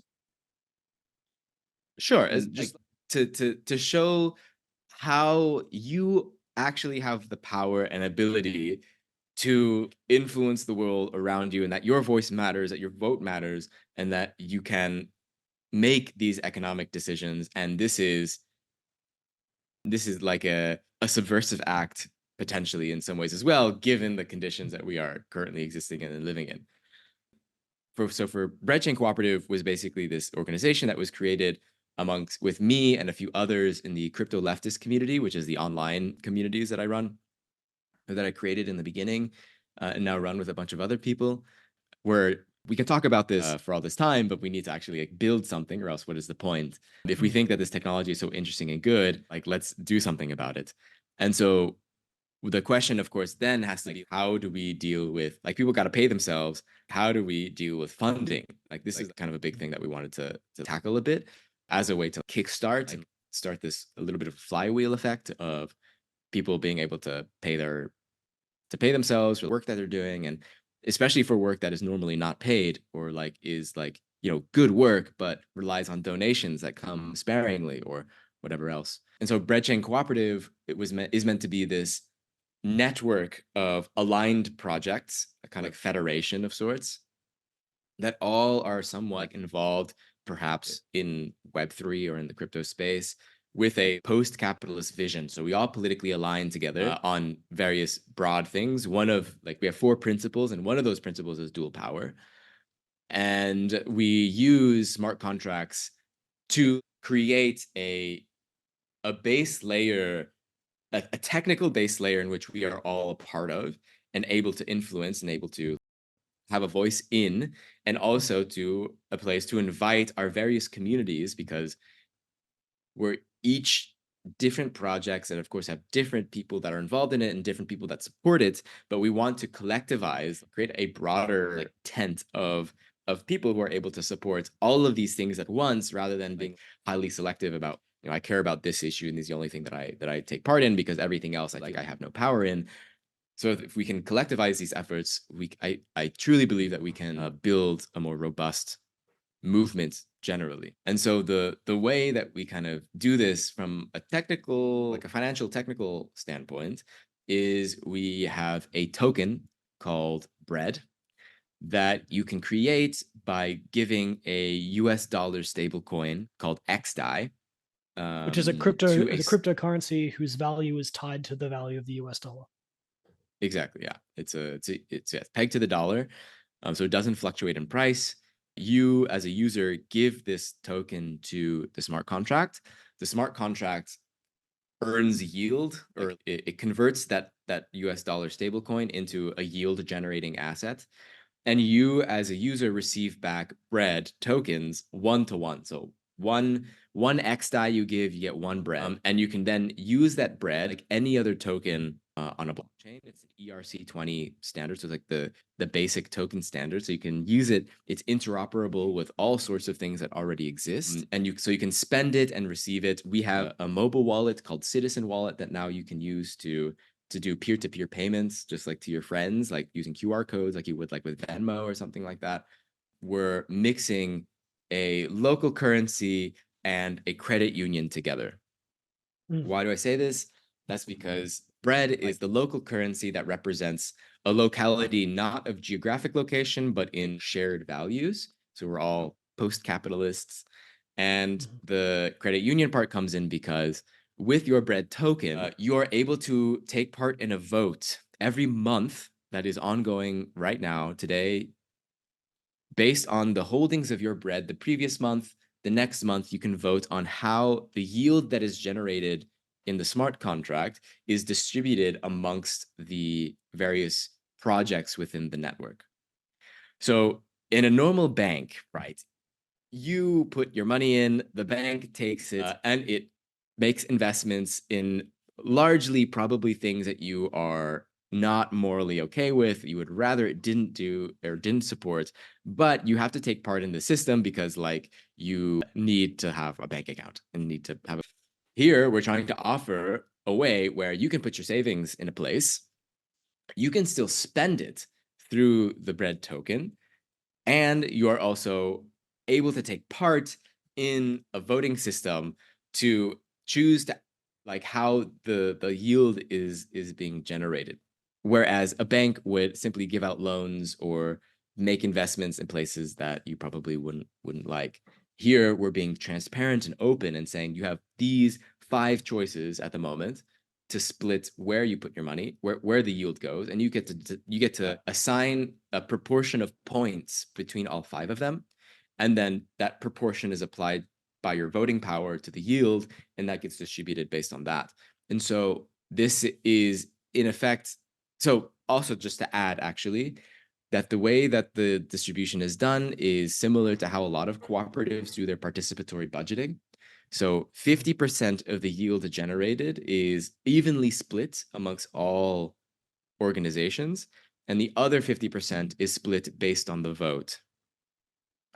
So this basically, we blunt a bit the influence of basically people who have large amounts of money to an extent, but we still give them a voice, and we still need to, given the fact that we are stuck between a rock and a hard place under capitalism, is that we need capital to like enter the system. We need money to enter the system, and we need to reward people for putting their money in. We need to give them a reason to do it. And so the more money you put in, the more votes you have, but it's only at 50% increase as far as like influence. And so like to give, if you go to our blog, our latest blog was about the results of our first vote, in which one project, the core team received 56% of the vote amongst bread holders, but it only received 35% of the funding or something like that. So you see that like there is this effect of, even though people with a lot of money really wanted to vote for the core team, while their vote was considered, it was not it didn't like affect too much the inequality between the projects, but still allowed for this voice. The least voted project got 5%, but they still got at least 20%, or I guess it was around 20% of the funds of the yield. So you can see like how we're kind of playing with this sweet spot, at the moment, where it is a place to experiment and play with. Like we don't have to be tied to 50%, 50%. We can change the ratios. We can begin to add, like now that we have this base system, we can begin to add new things or try out and experiment with other things, like modify how voting is expressed. and we were able to do this every month. Every month is a new opportunity to experiment with something else, while at the same time funding organizations that are post-capitalist, that we fundamentally politically agree with and want to see succeed, and they get another source of revenue. So it's like my message to people who are listening is they are already existing now. I can say for certain, just because mainly I'm biased because I built them, but there are existing kind of socialistic, post-capitalist economic systems that you can partake in. Alternative is being built. There's You don't have to vote no it in. amount.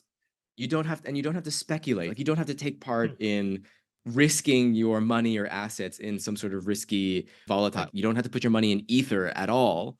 You just have to hold this stable coin, which is going to stay stable relative to the dollar, and also take part in economic democracy. So it's like designed to be a spot for the most risk-averse person to still take part in the system.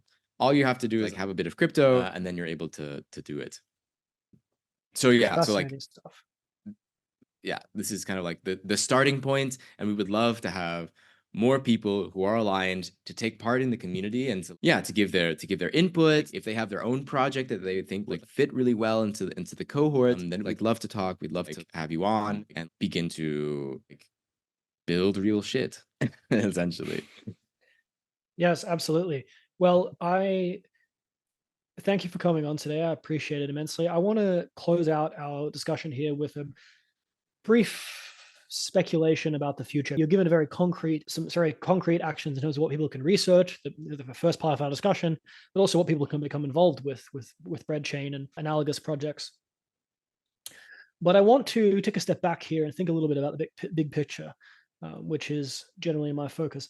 I was listening to an interview with the conservative philosopher John Gray on Novara Media, and he said something very interesting about, he's a very pessimistic person, and the kind of risk-averse, pessimistic, commonsensical conservative type. And he said something very interesting about what he thought the problem with the left was. He said, problem with the left is, I've never heard anything like it. Problem with the left is they try and avoid impossible decisions, difficult decisions by coming up with a third creative alternative. But in doing so, they often put themselves in an even more perilous situation. And I found that a very interesting remark. If you think back, nobody today wants to go back to the world that existed prior to the French Revolution. Very few of us would like to bring back feudalism, slavery, capital punishment, all those things which Robespierre and the French revolutionaries abolished in their early period. And yet there is a challenge with the left of being held out of power for decades at a time, coming up with all their radical theories, finding themselves in a position of influence, transcending the false dualities, let's say, of capitalist logic, but then coming into novel, because they've come up with novel solutions, they place themselves into they create novel problems for themselves. This is an interesting problem that any progressive force has intrinsically, not just left wing, but any progressive force has, which a conservative force doesn't have. Now, it seems to me that, going back to what I was saying before about the fundamental problem with the left and the right today, the right doesn't deliver on its core promise of security, the left doesn't deliver on its core promise of inclusivity. I find a very interesting way in which these two come together, which provides, I think, a very good small c conservative argument for libertarian socialism or a more direct democracy, which is the fact that it seems to be necessary for the rule of law to survive. Rule of law sounds like a bit of a fancy idea, but what it really means is that you and I, irrespective of, it's quite an egalitarian idea, irrespective of our status, ideally, we ought to be held by the same norms and standards, given the same fair due process and representation in front of the law. Now, the kind of neoliberal capitalism we're living under now, especially with the rise of AI, has the most profound threats to this most basic norm. You could call it the norm at the heart of the modern West, if you like, or at least it's supposed to be that. And not just in Trump refusing to acknowledge he lost an election, but in everything from how our data is expropriated by big tech to how those very same corporations that are expropriating our data en masse and without consent and in collaboration with the state are taking vast amounts of money every time there's a crisis, like in 2020, to do share buybacks, buying their own shares, and having mergers and acquisitions on an unprecedented scale. This is a threat. It's not just a threat to democracy or equality. You don't have to be left wing at all to realize this is a threat to the very integrity of the system and a threat to what every person who is risk averse or conservative temperamentally ought to take most seriously, which is the rule of law and principles like due process. Again, think about the kind of the cancel culture and scandalizing on the internet. That is not due process. And you can't scapegoat this on the left, because the left has not created these big tech platforms. The left has not created this situation of this cozy relationship between the state and these big tech platforms. The left are precisely the ones like yourself who are writing these most incisive critiques of these, whether it's you or Grace Blakely or Yanis Varoufakis. The most substantive critiques of these big tech platforms and what Varoufakis calls techno-feudalism is coming precisely from the left. So we can't be scapegoated for whatever maladies left liberal culture might be throwing up in the present. Speaking of Varoufakis, he mentioned that he said quite aptly, I think, that the left has never been more needed than it is now and never been more useless. And I think one potential solution to that, which I think smart contracts, a focus on smart contracts and blockchain can really help with, is to shift the conversation away a little bit from the old liberal versus left argument ground. Because interestingly, this left liberal division fits exactly onto the intergenerational divide. If you look at what's the greatest predictor of if you're voting left or center, whether it's in the France or the UK, it's age. Increasingly, the two elections involving Corbyn in 2017, 2019, age was a better predictor than class, which is very interesting. And it speaks to a number of issues, including our perspective on history compared with our parents' generation's perspective on history, but also this awareness of technology and climate and other things. Anyway, that's a big old list. What I'm saying is, even if you put aside, we can say, look, you liberals, you centrists, you care about things like consumer choice and efficiency and rationality and abstractly conceived. We care about things like democracy, fairness, justice. We care about each other's value, but you tend to care more about yours. We tend to care about more about us. Put those differences to a side a little bit and say, actually, democratization of society is not just good for fairness or something like that. It's also an important security priority, because the rule of law is undermined by this unprecedented market concentration.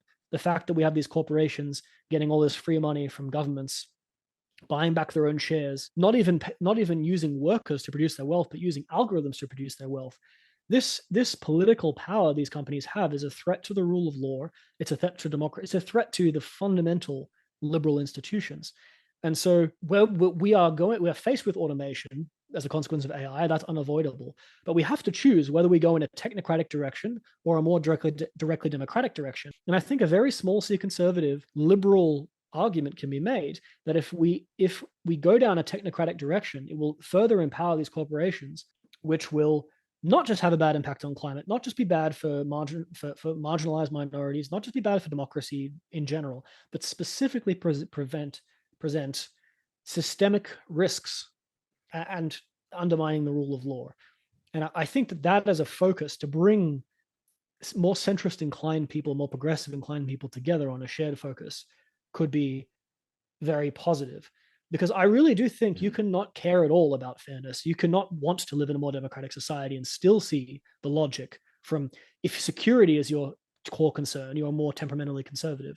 I still think there's a strong argument that democratization of society along the lines which the libertarian left has always advocated can be seen as a security necessity, especially with the rise of AGI and with the resource scarcity happening as a consequence of climate change. So that was a lot, but I just wanted to put all that on the table, because this is one of the reasons why I think, and why I'm so unhappy with Kurzweil, one of the reasons I think smart contracts will become the talk of the town in the next 5 to 10 years, and why the rule of law crisis will supplant the climate crisis and the AI crisis as the unifying meta crisis, if you will. I think the rule of law on a universal level, as much as in your country of residence as in mine, is under unique and unprecedented threat. And liberals can't pretend that market power and unprecedented wealth and income inequality and concentration of market power is not a huge factor in that anymore. They just can't pretend it. They see it with these controversies to do with big tech, and they see it with the inadequate response to the 2020 crisis and how this has continued the trends established in 2008, and they see it in how this is leading to the rise of the far right in France, in Italy. In Italy, by the way, 100 years to the month from Mussolini's March on Rome in 1922, They elected the direct successor to the Italian Fascist Party, with Mussolini's own grandchildren getting in on the action. To avoid history repeating itself in that direction, I think it's important for the left to realize its indebtedness to the principle of the rule of law, and for the liberals to recognize their indebtedness to the left for understanding that equality or democracy is not just about fairness, it's also about security and about due process and the foundational liberal institutions and values which they most care about. So I just wanted to invite you to reflect on that. No, I think the yeah, maybe liberals owe the left in actually testing those theories and that they hold so dear, concepts that they hold so dear.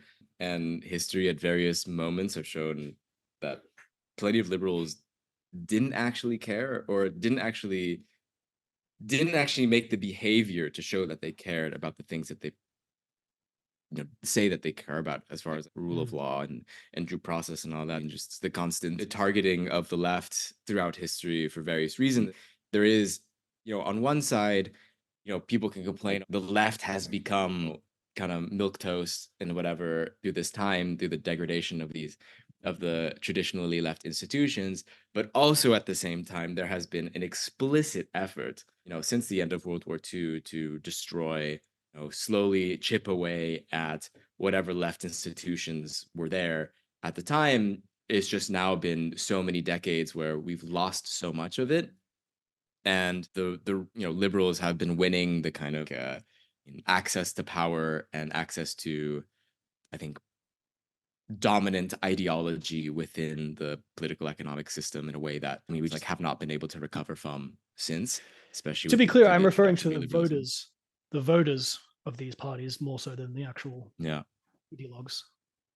yeah fair. And I think, of course, voters have been tricked into thinking that their interest lies in these more centrist or right-wing parties in a way that they have then again been tricked into thinking that it was like the left's fault for some reason, even though oftentimes the left isn't in power. Or the classic tragedy of Western Europe has been all the traditional left-wing parties all basically became neoliberal at a certain point. Like the center left all became neoliberal, and then whatever, you have the further, then they create all these bifurcations of, no, now we have this actual left party, and then that actual left party actually split up the three other parties, and now there's no existence of any left political power in so many of these countries in any meaningful sense. And so to me, I think there's something there to contend with as the left. There is a little bit of for me, I view it as on a spiritual admission to yourself.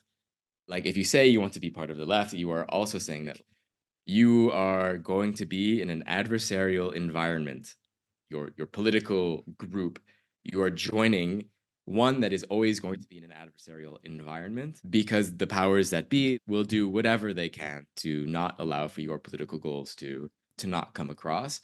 And the only way to kind of get there is through a wide range of strategies, that there is not a single strategy or a single thing that we ought to do as the left that will solve all of our problems. That doesn't exist at all. That idea needs to be thrown in the trash.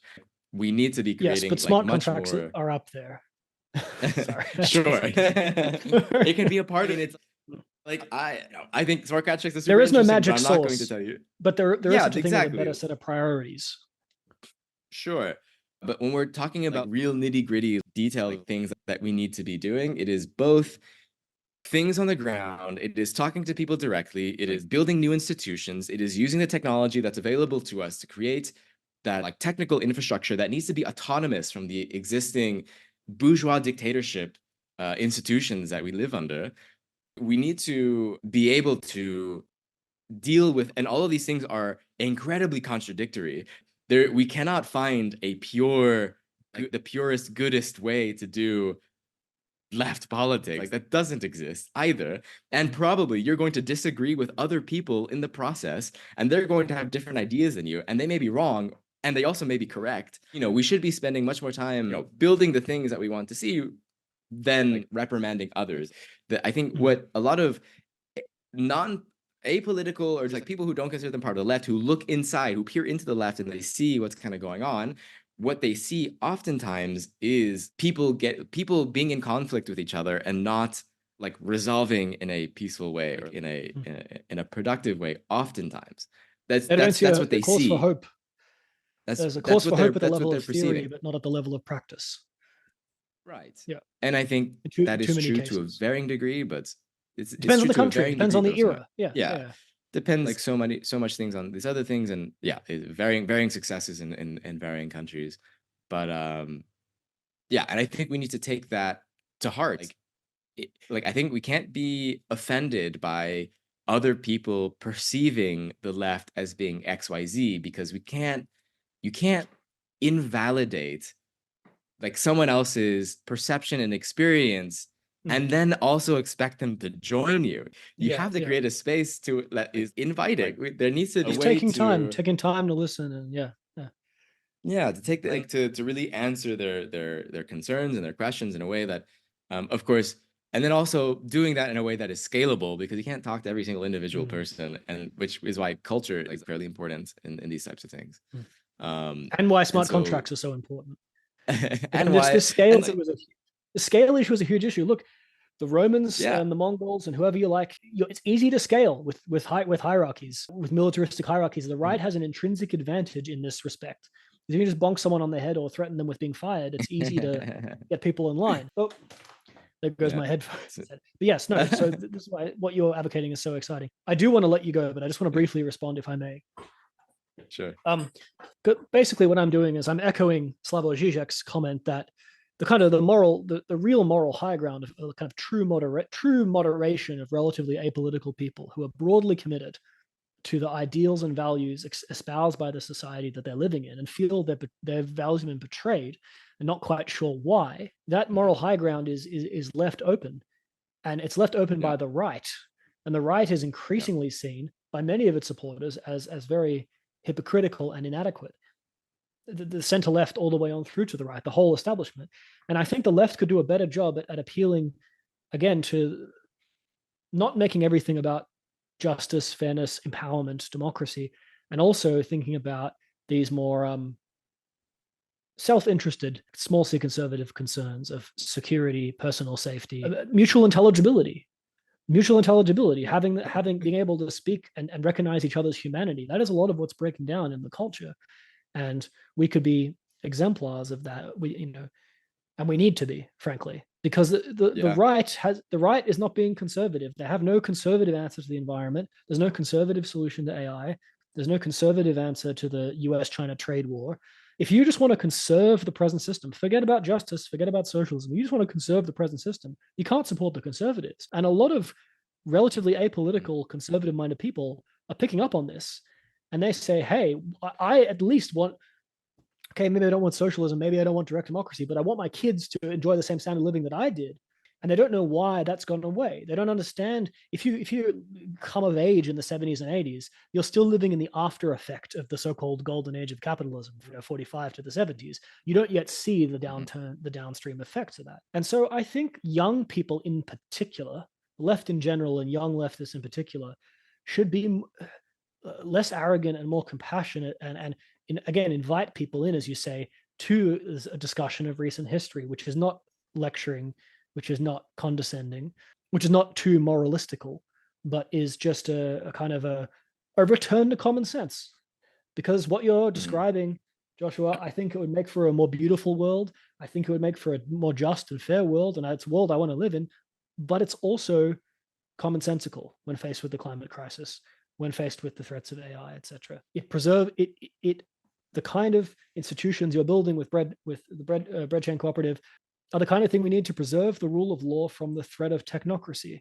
And my fear is that the left and the liberals will split like they did 100 years ago, and the more democratic and libertarian aspects of the left will join up with the authoritarian aspects, will support a regime like that in China, which has a lot of positive things going for it, but also has some pretty terrifying things about it, like the social credit system.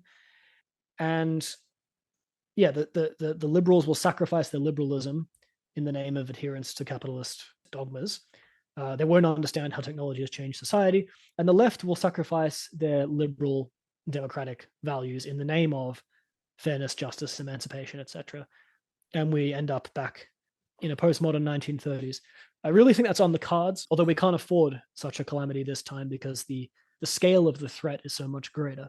So yeah, I really appreciate, and you're totally right. There is no one solution, but I do think inclusivity should not just be on the left. Our inclusivity should not just be to look to the left, to look to the marginalized, to try and make them feel more accommodated, but also we have to look a little bit to the right, if you like, to those people who we may not like, those working class Trump voters, older people who are a bit out of touch with whatever it is, LGBT or what have you.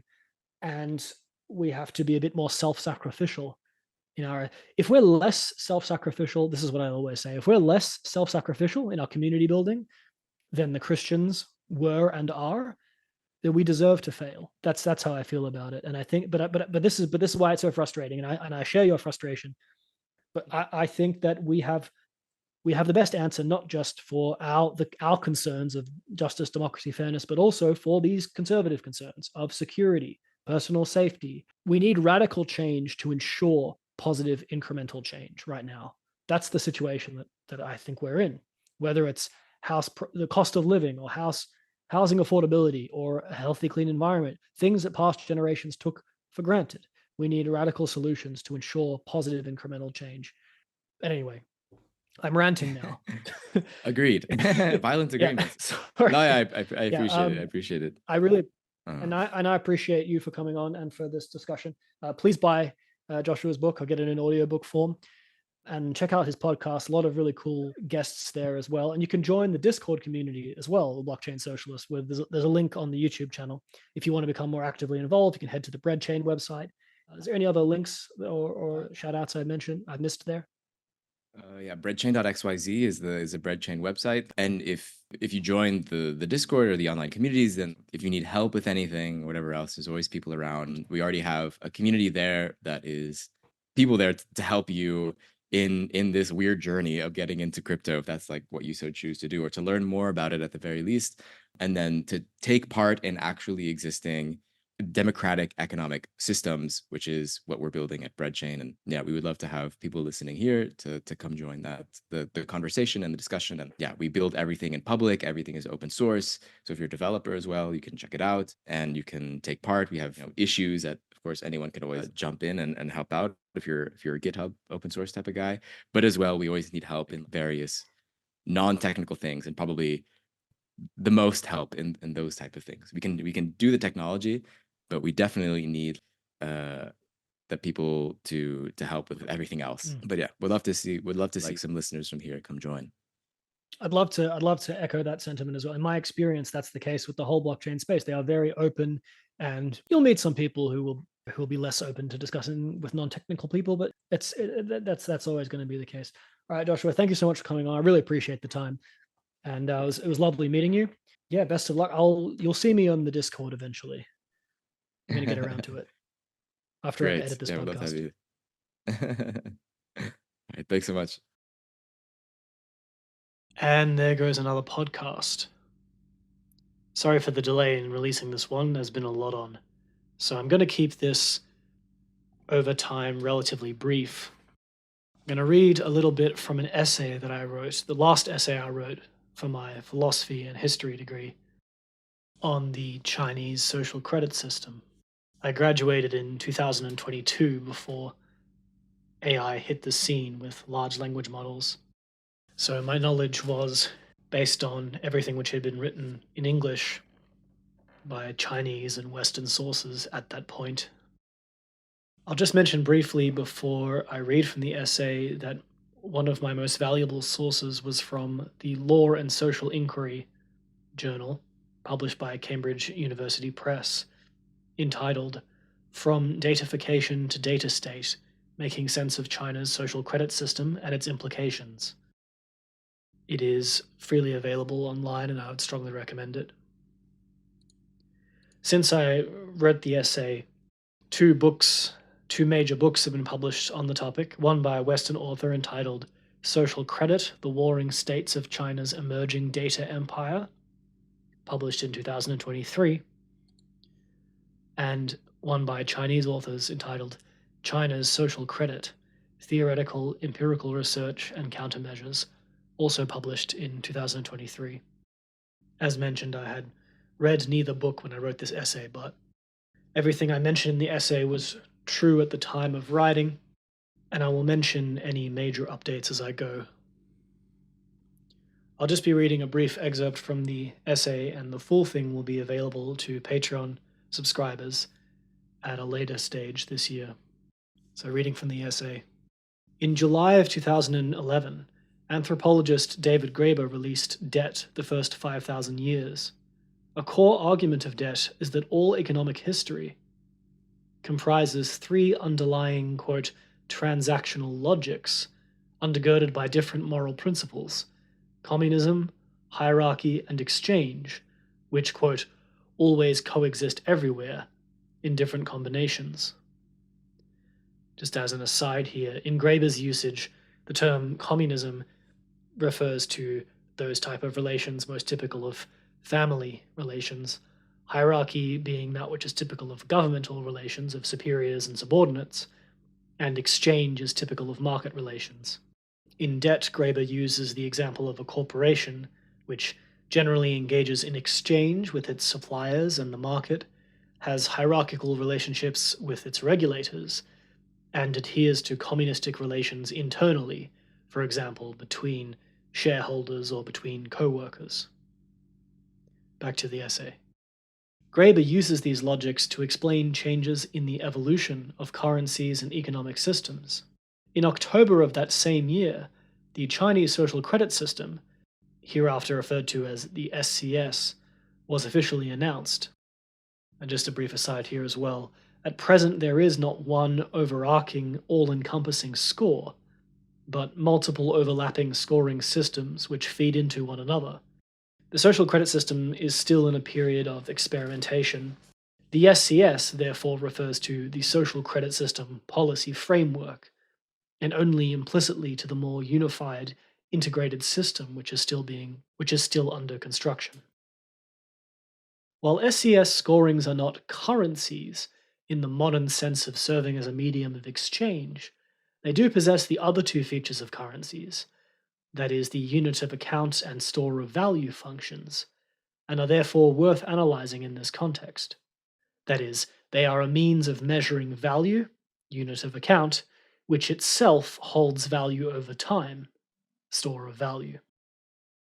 Over the course of this essay, I will explain the main features of the SCS, summarize Graeber's distinction between social and commercial currencies, and his three transactional logics, analyzing the SCS in this context, and thereby revealing its historically novel character.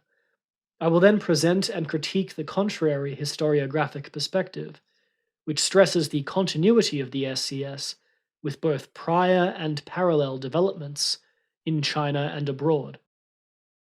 I will conclude by discussing the future of the SCS and, using Graeber's framework, argue that the SCS is witnessing the emergence of a fourth transactional logic, which I have termed evaluation. The first act of the SCS was the online publication of millions of debt defaulters' personal information by the Supreme People's Council in 2013, along with, quote, restrictions placed on their daily lives, such as bans, quote, from buying flight or rail tickets. This example is illustrative of the primary intent behind the SCS's creation: to enhance the functioning of China's existing institutions. It also exemplifies the comprehensive scope envisioned for the system by its creators, encapsulated by Premier of the State Council Li Keqiang. Quote, those who lose credibility will find it hard to make a tiny step in society. The core metric by which the SCS evaluates individuals and collectives is, quote, trustworthiness, which is treated as essentially equivalent to creditworthiness and antithetical to corruption. There is currently no unified legal definition or evaluative framework for measuring trustworthiness. As such, it is gauged through various data points and evaluative processes. Whilst a, quote, social credit unified code has been assigned to each citizen and organization, scoring programs for individuals have been relatively limited in scope thus far, as emphasis has been placed on scoring incorporated entities. This social credit unified code is used for data aggregation and synchronization, and is identical to each citizen's residential identity card numbers, which are used for tax payments, credit clearance, and related purposes. The incorporated entities referred to include every legal entity. The core mechanism of the SCS is the quote, Unified Rewards and Punishments, URS, sometimes also translated as Joint Rewards and Sanctions, JRS, which administers public facing blacklists and red lists on which entities may be listed due to their record of compliance with regulations, triggering cross sector punishments or rewards reinforced by the private sector. That is, different branches of government collaborate to enforce blacklist punishments and rewards. The SCS operates on a vast scale, incorporating all major government ministries and a multitude of state agencies and branch offices. URS penalties can impact employability, subject entities to public censure, and reduce market access. Private partners to the URS include industry associations and e-commerce platforms. URS listings are the primary determinant of one's social credit standing, reflected in their public credit information file. Public credit information, PCI, refers to information generated or collected by government bodies, whereas market credit information, MCI, refers to information collected by businesses. The latter informs the former, though both are governed by similar processes. The areas of the SCS which target corporate, citizen, and government subjects overlap considerably. For example, the profiles of individuals affect the collectives of which they are a part. From 2014 to 2020, the SCS experimented with a wide diversity of approaches, as various subsystems, municipal variations, and pilot cities were designed for specific regulatory goals, such as enhancing the capability of the judicial system to implement court decisions. This period coincided with the transition from the 12th five-year plan of 2011 to 2015 to the 13th five-year plan of 2016 to 2020, as the SCS is integral to the latter's emphasis on building up China's digital infrastructure. Irrespective of which area of governance it targets, the URS functions according to a logic similar to China's indicative planning policies. That is, it prioritizes sectors with, quote, significant negative externalities and subjects them to operant conditioning. Externality is used in an expansive, somewhat metaphorical sense here to refer to both what are conventionally understood to constitute market failures, for example, environmental pollution, and to other perceived problems adjacent to or outside of economics, which the party state seeks to address. Disincentives for blacklisted entities include restricting terms of credit or issuing fines. Incentives for red-listed entities include preferential government treatment, privileged access to public services, and financial rewards. The SCS is more of a technocracy than an algocracy at present, given its reliance on manual, quote, pre-existing administrative databases and lack of automatically issued penalties. I have a source here from 2020 claiming that there is, quote, no known instance as of 2020 of an automated penalty being issued for an automatically detected violation. Furthermore, I quote from a more recent source, the aforementioned book Social Credit, The Warring States of China's Emerging Data Empire, on page 191, chapter 8, on the future of the social credit system. The author writes, quote, punitive mechanisms under the SCS umbrella will remain human-driven. The fundamental design of the SCS limits the scope for automation. Any penalties must be related to violations of laws and regulations. Establishing these violations requires human intervention, as Article 41 of China's Administrative Punishments Law requires existence of violations detected by digital tools to be verified by human administrators. China's courts and administrative organs are certainly making efforts to digitize case handling and processing, but automation is still very far away. That is from August 2023. How much of that information is to be believed or may still be regarded as up to date is open to question, given that the European Union and UNESCO have tabled propositions to criminalize the use of AI for social scoring. In UNESCO's recommendation on the ethics of artificial intelligence in 2021, they write, quote, scenarios where decisions are understood to have an impact that is irreversible or difficult to reverse, or may involve life and death decisions, final human determination should apply. In particular, AI systems should not be used for social scoring or mass surveillance purposes. Now, China backed that UNESCO proposal, which seems flatly contradictory to everything which I've read by Chinese or non-Chinese authors on the subject. So I treat the future of automation and algocracy as being somewhat open to question. In any case, even if penalties always require a human individual, that still leaves a large scope for automation in the surveillance part of the policy framework. Now, skipping a large section of the essay, coming back toward the end, there is insufficient study on the impact of measurement upon behavior, including the creation of perverse incentives to gamify the system. Human societies have never been subjected to the level of measurement and scrutiny of everyday intimate behaviors, that is, tacit knowledge, that the SCS is conducting, as the technical capabilities and political drive toward such intensive data valence did not exist prior to the 21st century. Now, a few things worth remarking on there. Firstly, a lack of tacit knowledge was identified by Friedrich Hayek, the economist, in his 1944 book, The Road to Serfdom, as the prime impediment to the success of a planned alternative to the capitalist price mechanism. The shift in technical capabilities represented by big data has subsequently renewed interest in this early 20th century so-called socialist calculation debate. And suffice it to say, the SCS will have huge impacts on China's economy in the near-term future in a wide variety of ways. It's one of the reasons that, in my estimation, Xi Jinping is the most transformative, for good or ill, the most transformative Chinese leader since Deng Xiaoping, if not since Mao himself.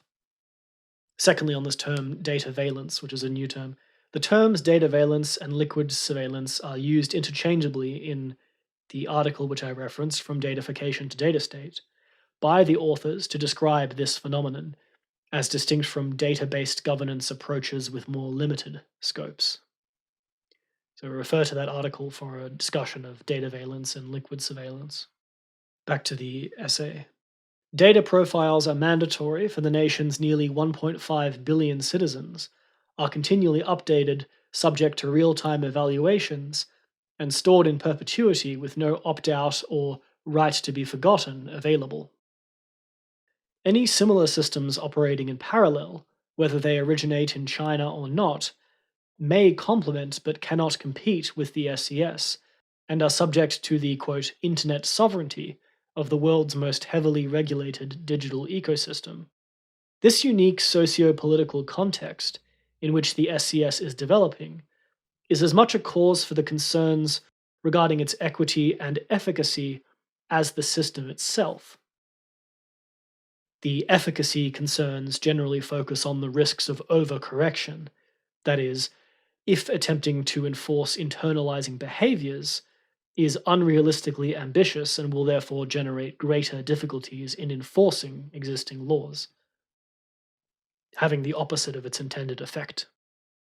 As Chung and Chen's essay explains, that is the From Datafication to Data State essay, as Chung and Chen's essay explains, the SCS is made possible by a social context of, quote, liquid surveillance, that is, the all-encompassing and pervasive, invisible, monitoring of daily life, which affects the breakdown of boundaries between online and offline realities, and the fudging of, quote, distinctions between tracking, monitoring, and redirecting people's choices, unquote, in both the user interface and backend of digital applications. The normalization of and resignation to pervasive surveillance characteristic of this so-called liquid, just a brief aside, this use of the term liquid is influenced by the thought of Polish philosopher Zygmunt Bauman in his work on so-called liquid modernity, for those interested. Now back to the essay. The normalization of and resignation to pervasive surveillance characteristic of this liquidity is attested to in early survey data. These surveys suggest that support for the SCS among Chinese citizens correlates with lower interpersonal trust, and hopes for the SCS to improve social trust, indicating an approval of the system as an appropriate tool for the job. The SCS serves to enhance security in a number of ways. For example, it is used as an alternative form of credit history for citizens without credit cards or banking. This is especially significant as China has the world's largest unbanked population, in spite of its overall improvements in lifting people out of poverty. There is no, quote, point in worrying, unquote, about the SCS's privacy implications, wrote one respondent to the survey, quote, because it is inevitable that all data is accessible to the CCP, unquote. Now, who does that remind you of? Back to the essay. Cheng and Chen argue that citizens' mandatory inclusion in the, quote, perpetual evaluation, unquote, of their SCS profile constitutes the development of a unique, quote, data self, composed of the, quote, datafied segments of one's behavior, unquote, as filtered, in brackets, decontextualized, their word, by the official ratings of these segments. The Chinese government uses the term credit subjects to refer, rather than data self, which is these analysts' term. This use of the term decontextualization ties into Graeber's account of the development of commercial economies in debt the first 5,000 years, but the relationship, my analysis of the SCS in the context of Graeber's book will be kept to the full version of the essay, which I'll release via Patreon. Back to the essay. This, quote, data self, that is, the reputational profile constructed by the SCS, differs from former notions of character or soul in that it officially mediates the worthiness of individuals, that is, quote, bioselves, to one another using the tools and language of scientific objectivity by means of a vast surveillance apparatus governed by the party state. This, quote, datafied self risks, quote, redefining and overtaking, unquote, the bioself by determining the opportunities available and treatment afforded to citizens, quote unquote, in real life. Suffice it to say, such transformation implies a fundamental revision of what constitutes real life, that is, the erosion of the perceived social and psychological barriers between cyberspace and physical space, as a symptom of this so-called liquid surveillance or liquid modernity. These are the manifest novelties of the SCS, highlighted by analyzing it in a deeper historical context. The discourse surrounding the system's future development likewise attests to the novelty of the phenomenon, as supporters and critics debate unexplored existential terrain. Government statements since 2020 have recognized some of these potential problems with the SCS, in calling for measures to protect the system against bad faith actors, and for rectifying ambiguities through greater standardization of practices and their theoretical foundations. For example, a legal definition of social credit in a as yet unformulated social credit law. Officials have forecast the 14th five-year plan period, that is 2021 to 2025, as, quote, a golden period for SCS development. As an update to that, I will just read from something posted on gov.cn, a Chinese government website, under the heading China Moves to Improve Social Credit System. On June the 4th of this year, last updated on June the 5th, the article reads, quote, China's National Development and Reform Commission on Tuesday unveiled a plan to further develop the country's social credit system. According to the plan, the country will accelerate legislation required to the social credit system while regulating the procedures for utilizing credit information.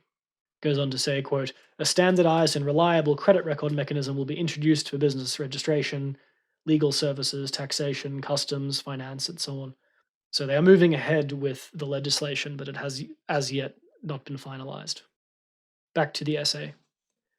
Although the SCS is integral to the Chinese Communist Party's 2021 roadmap for the, quote, construction of a rule of law society by 2025, the party has been criticized by NGOs and academics for substituting the rule of law, that is, equality before neutral rules which are fairly enforced, with rule by law, that is, laws being reduced to instruments for governing society. This critique underpins much of the skepticism directed toward the system's stated objectives. For instance, insofar as the SCS conflates the honoring of promises in general with compliance to laws, it risks reducing the former to the latter. The trustworthiness measured thereby would actually represent the party state authorities' trust in the citizenry as measured by compliance, rather than something like the innate trustworthiness of the subject under evaluation.